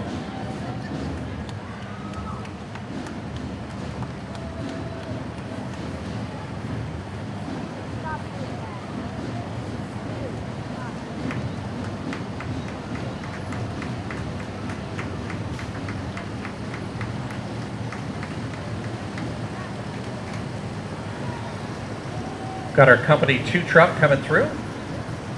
Bennington Rural Fire Department.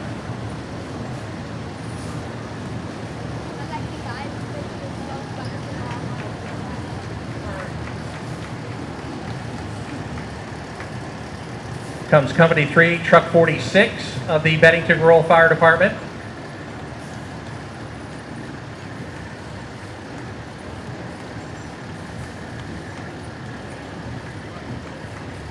And the brush truck from the Bennington Rural Fire Department.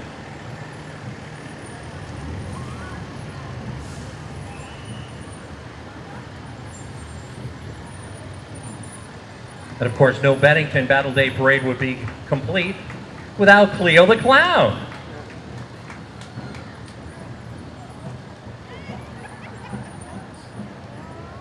Somehow I was hoping that there would be no rain today.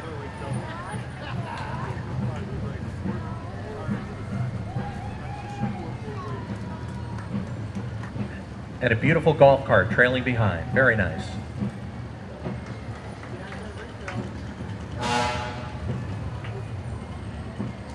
Got big water buckets on that truck. They're all set to go. Now heading to the reviewing stand, our Cancer Center Community Crusaders with their float. The mission of the Cancer Center Community Crusaders is to provide financial and emotional support to members of the community served by Southwestern Vermont Regional Cancer Center and their families as they strive to obtain the best cancer care and treatment possible. Again, the Cancer Center Community Crusaders, standing strong together.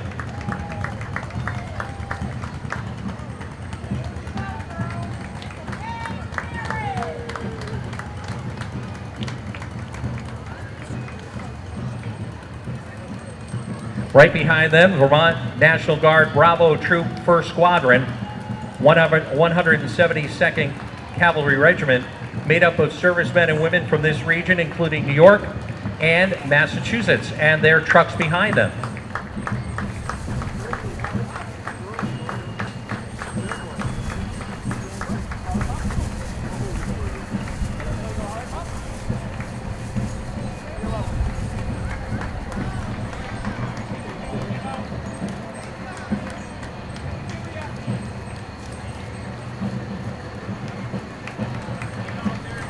Are you a candidate? I am a candidate. There is running for Lieutenant Governor in Vermont, John Rogers.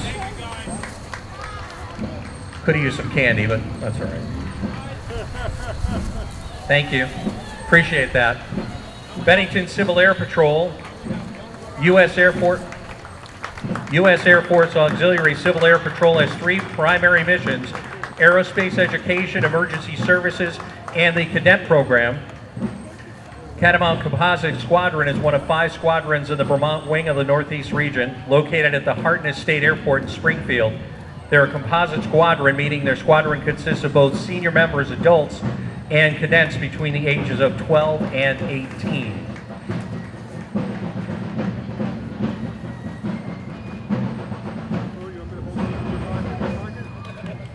Thank God I've got other people to take care of me.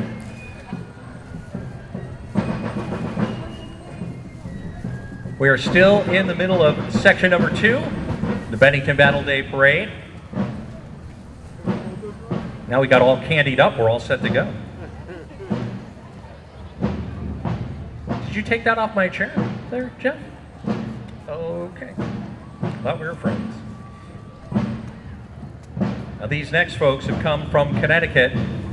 Wonder what they were thinking this morning about 8:30, 9 o'clock, 9:30 when it was pouring rain. Was this a really good decision to make? It certainly was, because the weather certainly has turned out very, very nice for our Bennington Battle Day Parade. Here comes the Moodus Fife and Drum, the oldest continuous fife and drum corps in the country. The Moodus Fife and Drum played at the dedication of the Bennington Battle Monument, and their Thunder in the Valley is usually the 3rd weekend in October.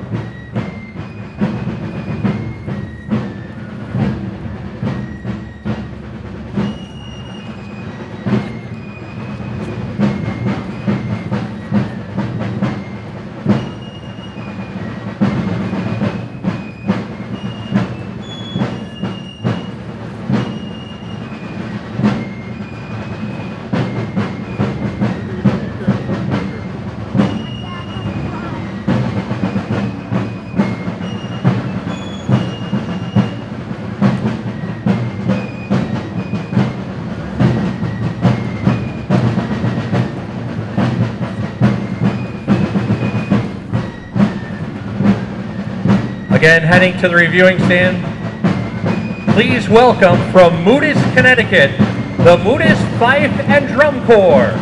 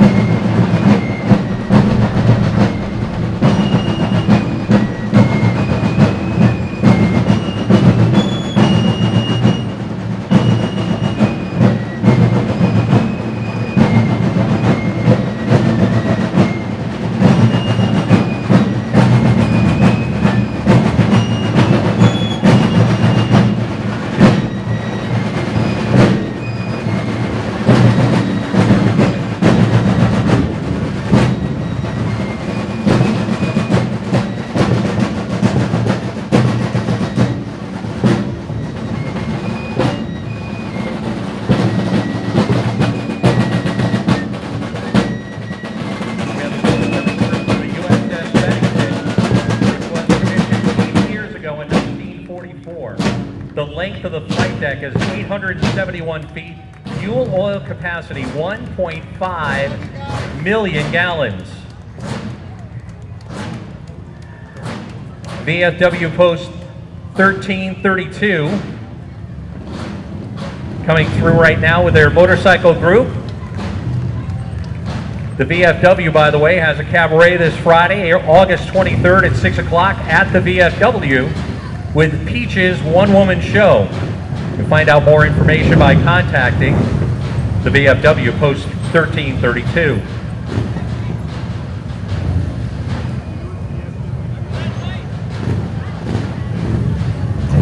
Nice hair. Here comes their float. Thank the VFW for being here. This 2024 edition. Look at that, they're throwing candy at me now. I like it.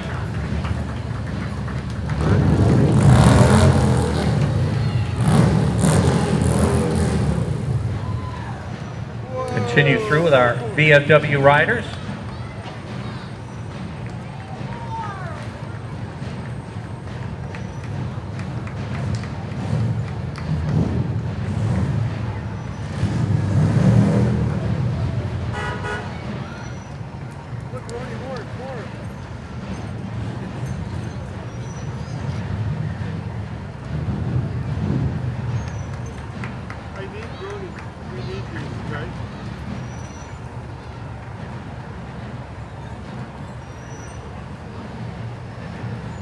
Next towards the reviewing stand is our disabled American veterans.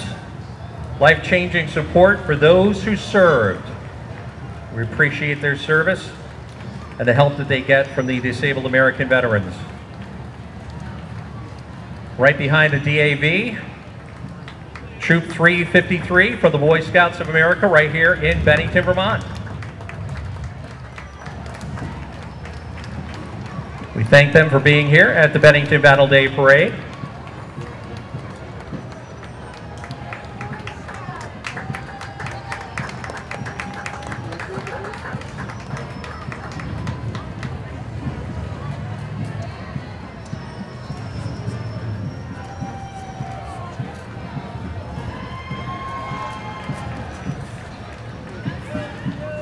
Comes our folks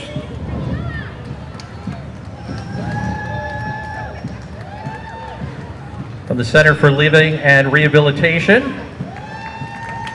Flags up high, very nice. We even get a salute from the, whatever that is. Thank you, whatever that is. You guys know it better than I do. Yeah, that too. Thanks for coming, guys. We appreciate it.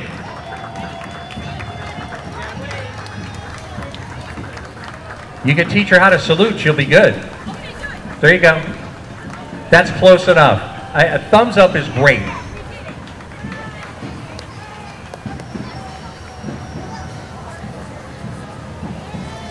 I'd like to thank the Center for Living and Rehabilitation. If you need more information, centerforlivinghc.com.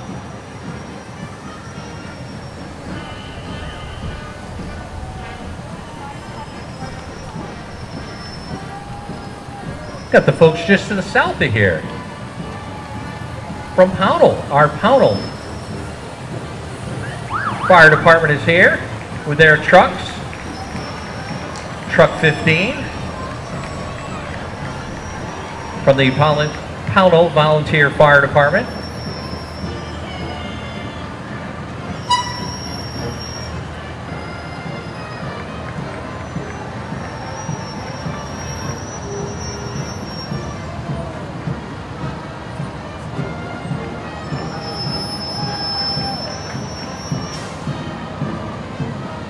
More of the Pownell Valley Fire Department vehicles. Got truck number 4 right there. We get a salute from the driver. That's close enough. Mark him down there.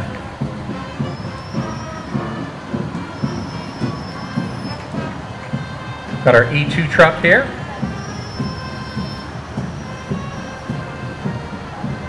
from the East Company, thank you.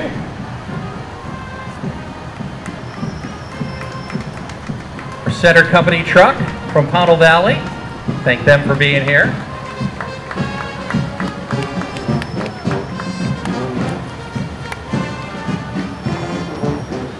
Right at the end of section number 2, we've got the Batman vehicle. Batman waves from his vehicle, thank you.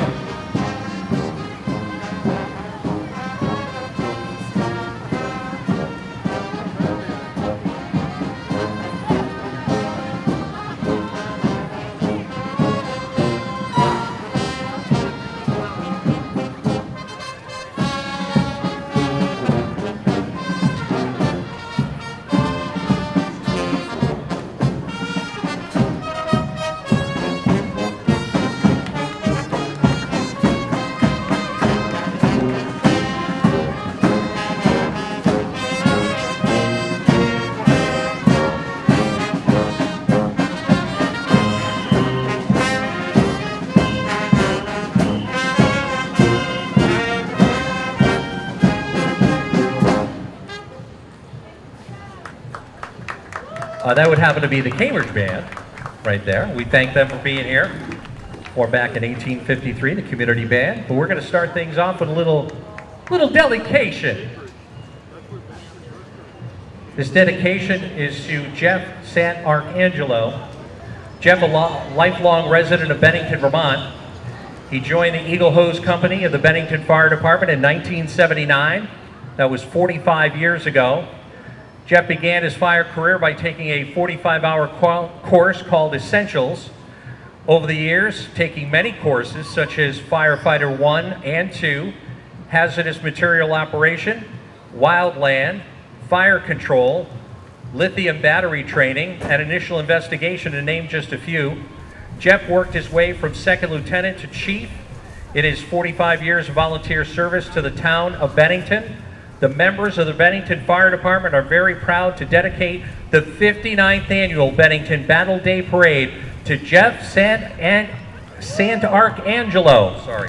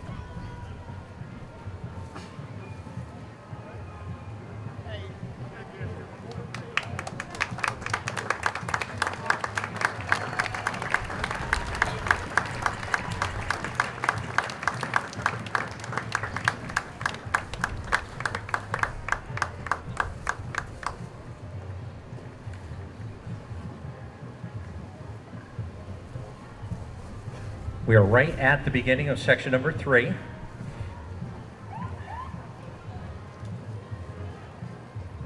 Once we get Jeff on his way, we'll be set to go. Cambridge is getting warmed up here. Like he said. Here we go.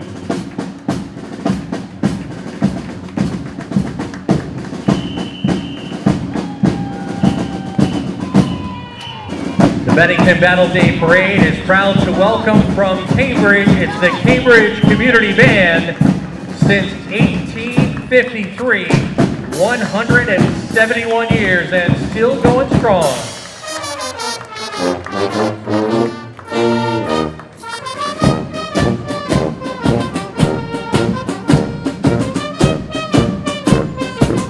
Comes our fire people from just north of here in North Bennington. Their fire department. We appreciate them being here for the Bennington Battle Day Parade.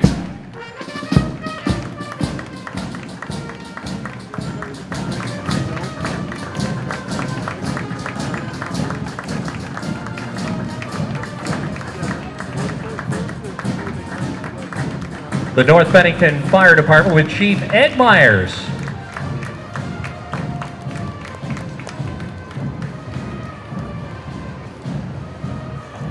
And all of the assorted trucks, call Cold Water Support Team Truck, number 58.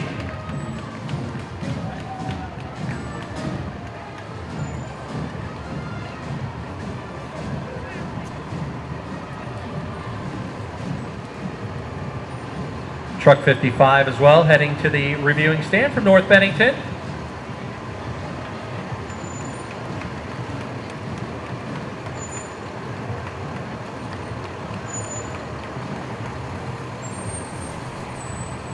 And truck number 56 from North Bennington.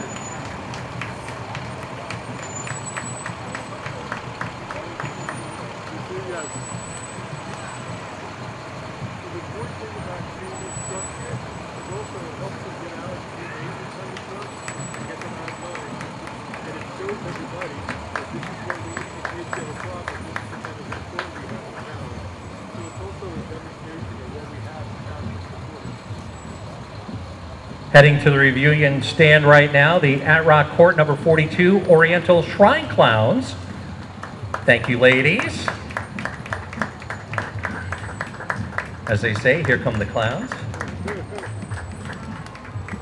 Right behind them is the World of Wonderment. Pick out your favorite princess.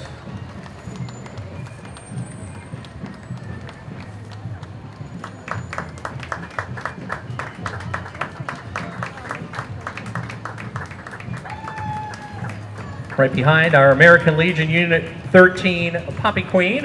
Is our Poppy Queen in there? Ruby Coin is our Poppy Queen.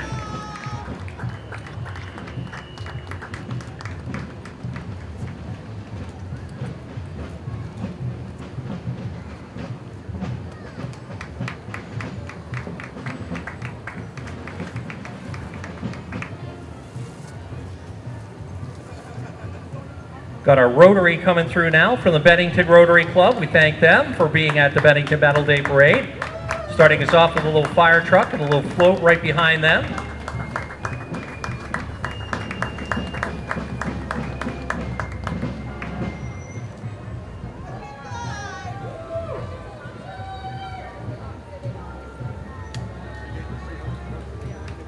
Rotary International float rolling through right now.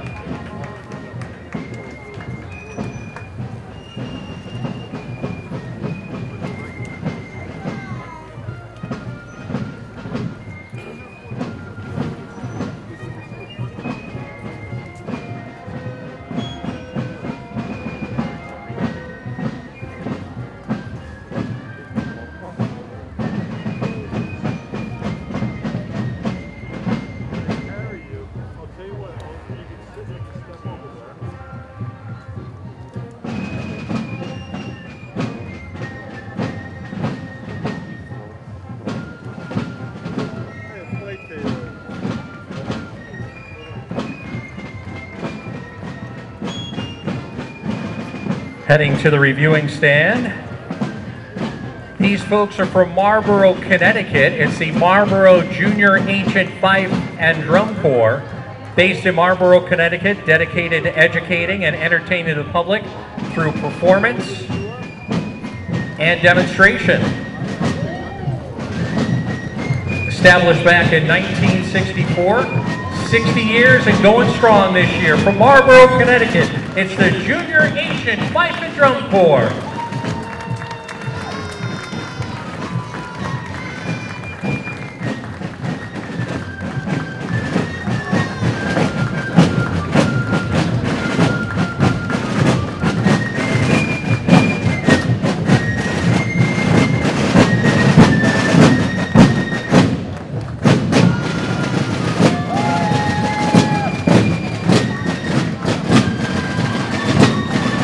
That's a big drum for that kid in the back. He's been beating that thing to death.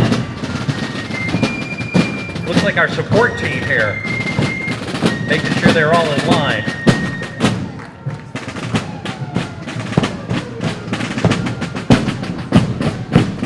We now have a fire vehicle from Whitingham, Vermont, like to thank them for being here. The brush truck, number 94.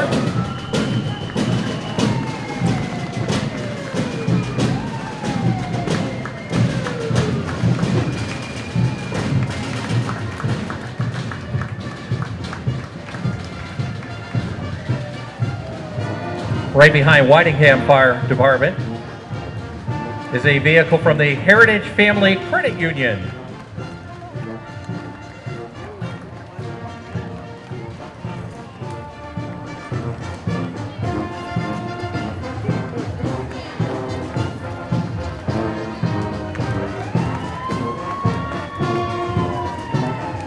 And behind them for Bennington County State Senate, Spike Whitmire.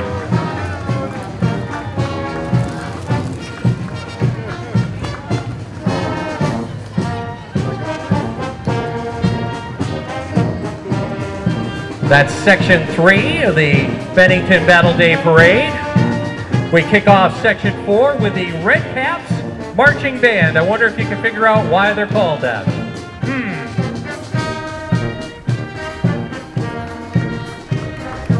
I'd like to thank the Red Caps for being here this afternoon. And right behind them is the Shasberry Fire Department.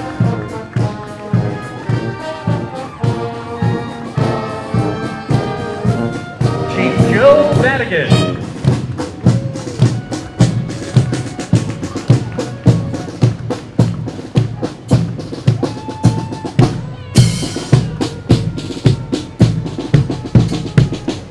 Again, returning salute this afternoon, our Bennington Police Chief, Paul Doucette.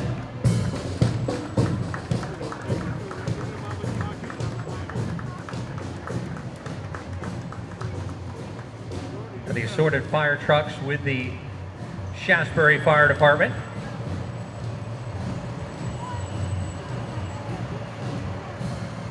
Leading off our engine number 1.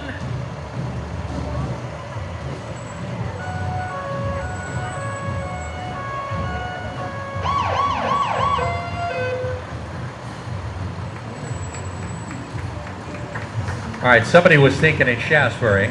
Engine 1, then engine 2. Is there an engine 3 behind that? Let's find out. There goes engine 2.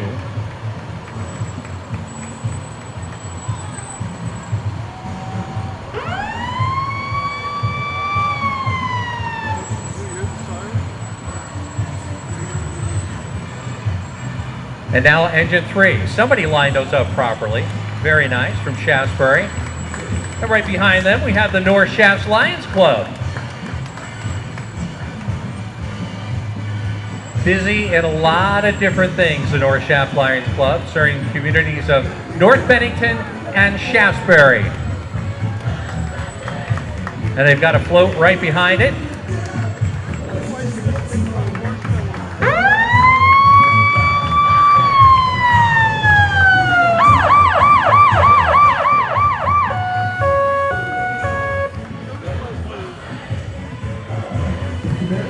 Can't have anything without the Stay Puft Marshmallow Man, or woman.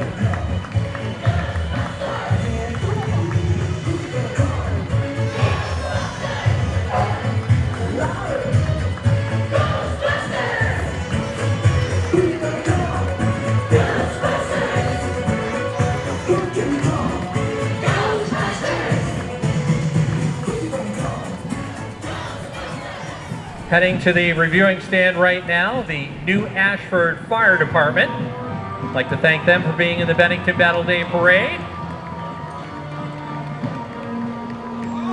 Engine number 2 coming through right now.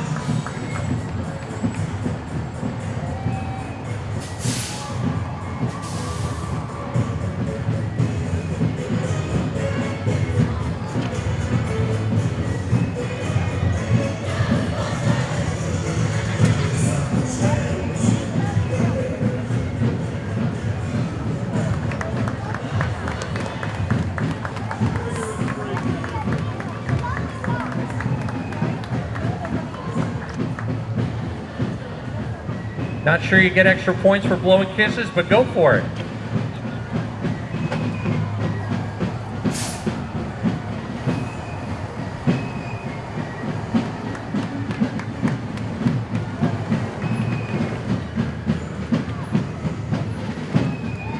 All right, folks. We've got a brand new entry into the Bennington Battle Day Parade. These folks have come from New Haven, Connecticut. This is the Landcraft Fife and Drum Corps.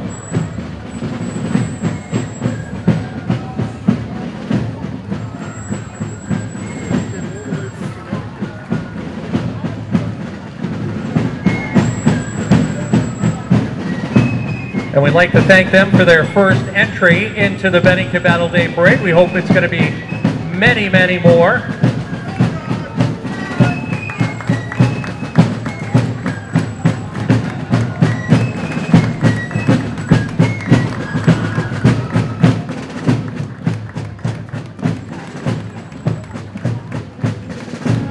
Landcraft's been around since 1888, their first entry from North Haven, Connecticut.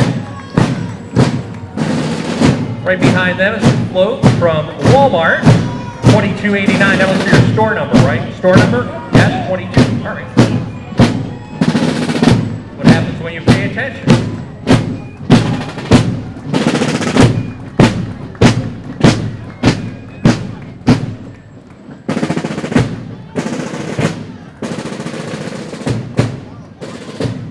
What a beautiful float. Very nice.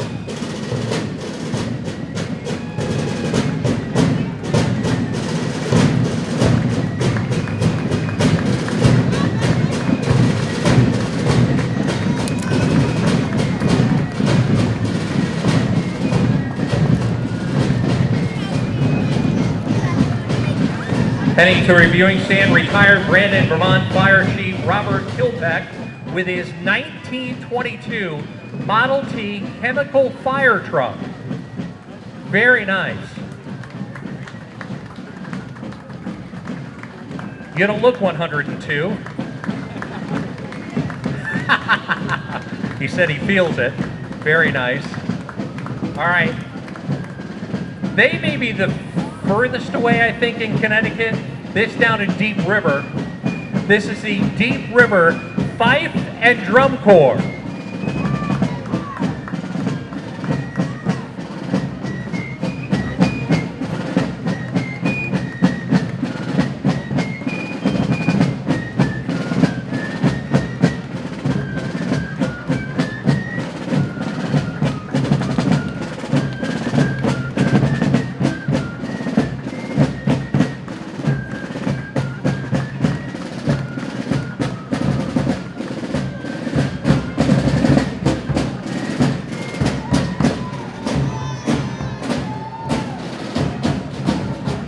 Folks coming through Hoosick Falls Central School Living History, the Bennington Battle.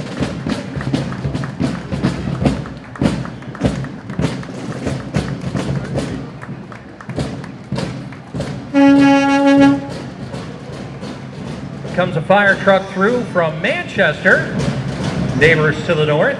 We thank them for being here. Bennington Battle Day Parade.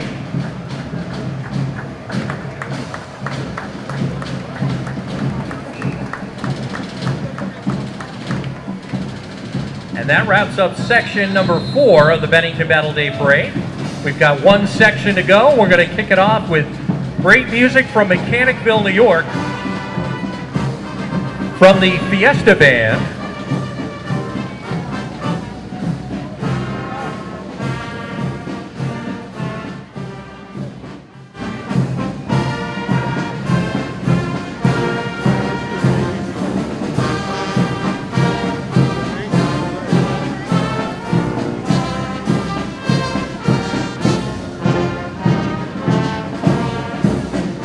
Again, put your hands together from Mechanicville, New York. It's the Fiesta Band.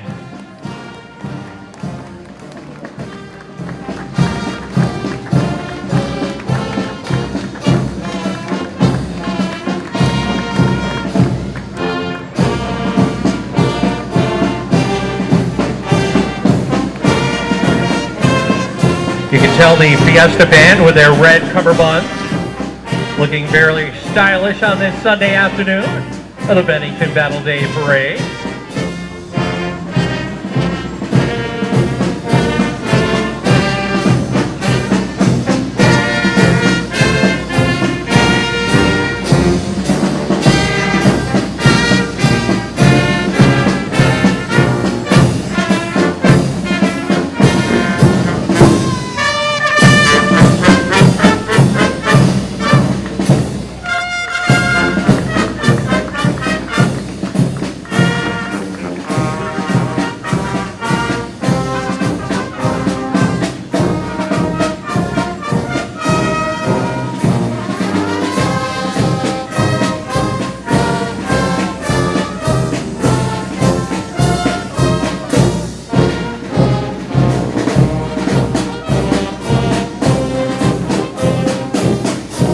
right behind the Fiesta Band is our fire truck from the North Fire Department, ER-23, the engine rescue truck.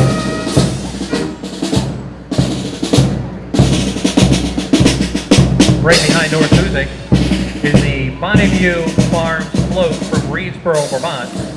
They represent Bonneview Farm, one of the Bennington's mountain towns, and after parading their 71-year-old tractor for other shows, they decided to create a self-propelled float. Trying not to hide the antique tractor, but highlight some special features of a tractor and add more interesting things. They built a 1/10 scale Ticonderoga of Lake Champlain fame. The 22-foot steamboat is all that and more. What a beautiful, very nice. Joe Gervais for State Senate. Anthony Cook, what are you doing? State Representative, Bennington District 2. There you go. You must be Gerald Malloy. There you go. Thank you, Gerald. Also our Greater Bennington Peace and Justice Center. Thank you so much, folks, for being here today. Appreciate that. Let's guess. Maybe the Moose Club coming behind? There we go. I'd like to thank the folks for being here. Tommy the Moose, there you go. Tommy's here. Everything is good. We've got Tommy's support vehicle just in case he goes down. Got a float from Oliver Ford of Bennington. Thank you for being here in the parade, guys.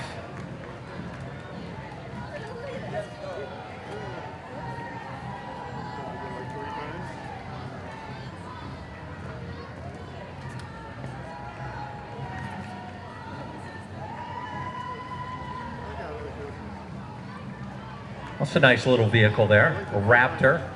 It's got to go, what, $10,000, $11,000 maybe? Right in there? Yeah. Thank you, folks, for being here today from Oliver Ford. We appreciate it. Don't crash the truck. Pay attention to in front of you. Thank you. We also have all our Mount Anthony Union High School sports teams. We thank them for being here. And the members for artificial turf. I like it. If you build it, they will come. Very nice. That's, you know, I should keep you guys right here because I haven't got stuff like that the whole parade. Thank you. There we go.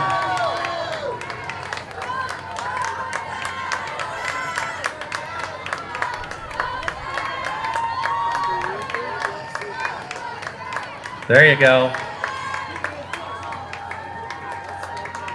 Love it. Minutemen for Spinelli. Here comes the child care campaign. We'd like to thank them for being here this afternoon. Bringing all our kids along. There you go. Absolutely.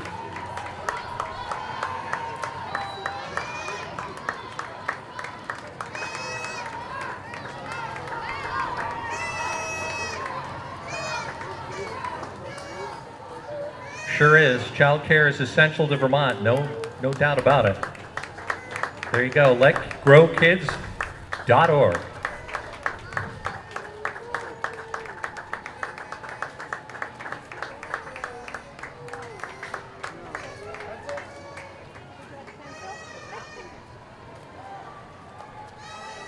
Thank you. We still got one more. They're coming. They're coming. Don't hurry. I see somebody picking up their pace like, don't worry, we're good. And we appreciate them being here too. As they head towards the reviewing stand.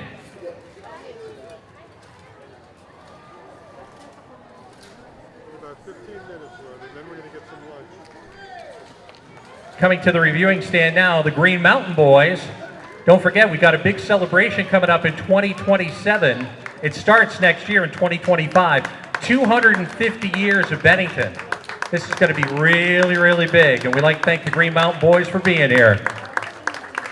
Thank you so much.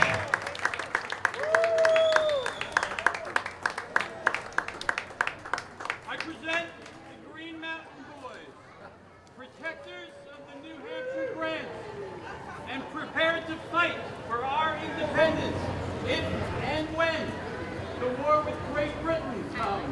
to liberty, and those with the spirit to assert it.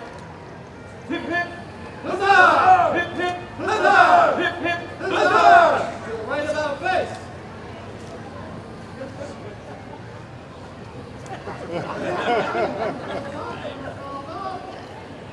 Take that cameraman right out.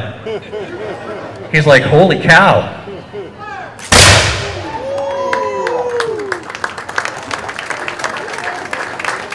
Thank you, Green Mountain Boys. Cameraman, you okay? All right. And that is the end to our 59th annual Bennington Battle Day Parade. We'd like to thank everybody for coming out today. Don't forget, next year, big number. We got the 60th Bennington Battle Day Parade. Thanks for coming out this afternoon.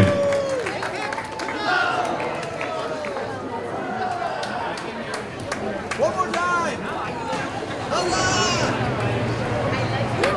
Maybe I can do mine. This is what to do with your hands, lady. Still had 14% left. That's what I worry about. I said 15%. I said, am I going to make it to the end?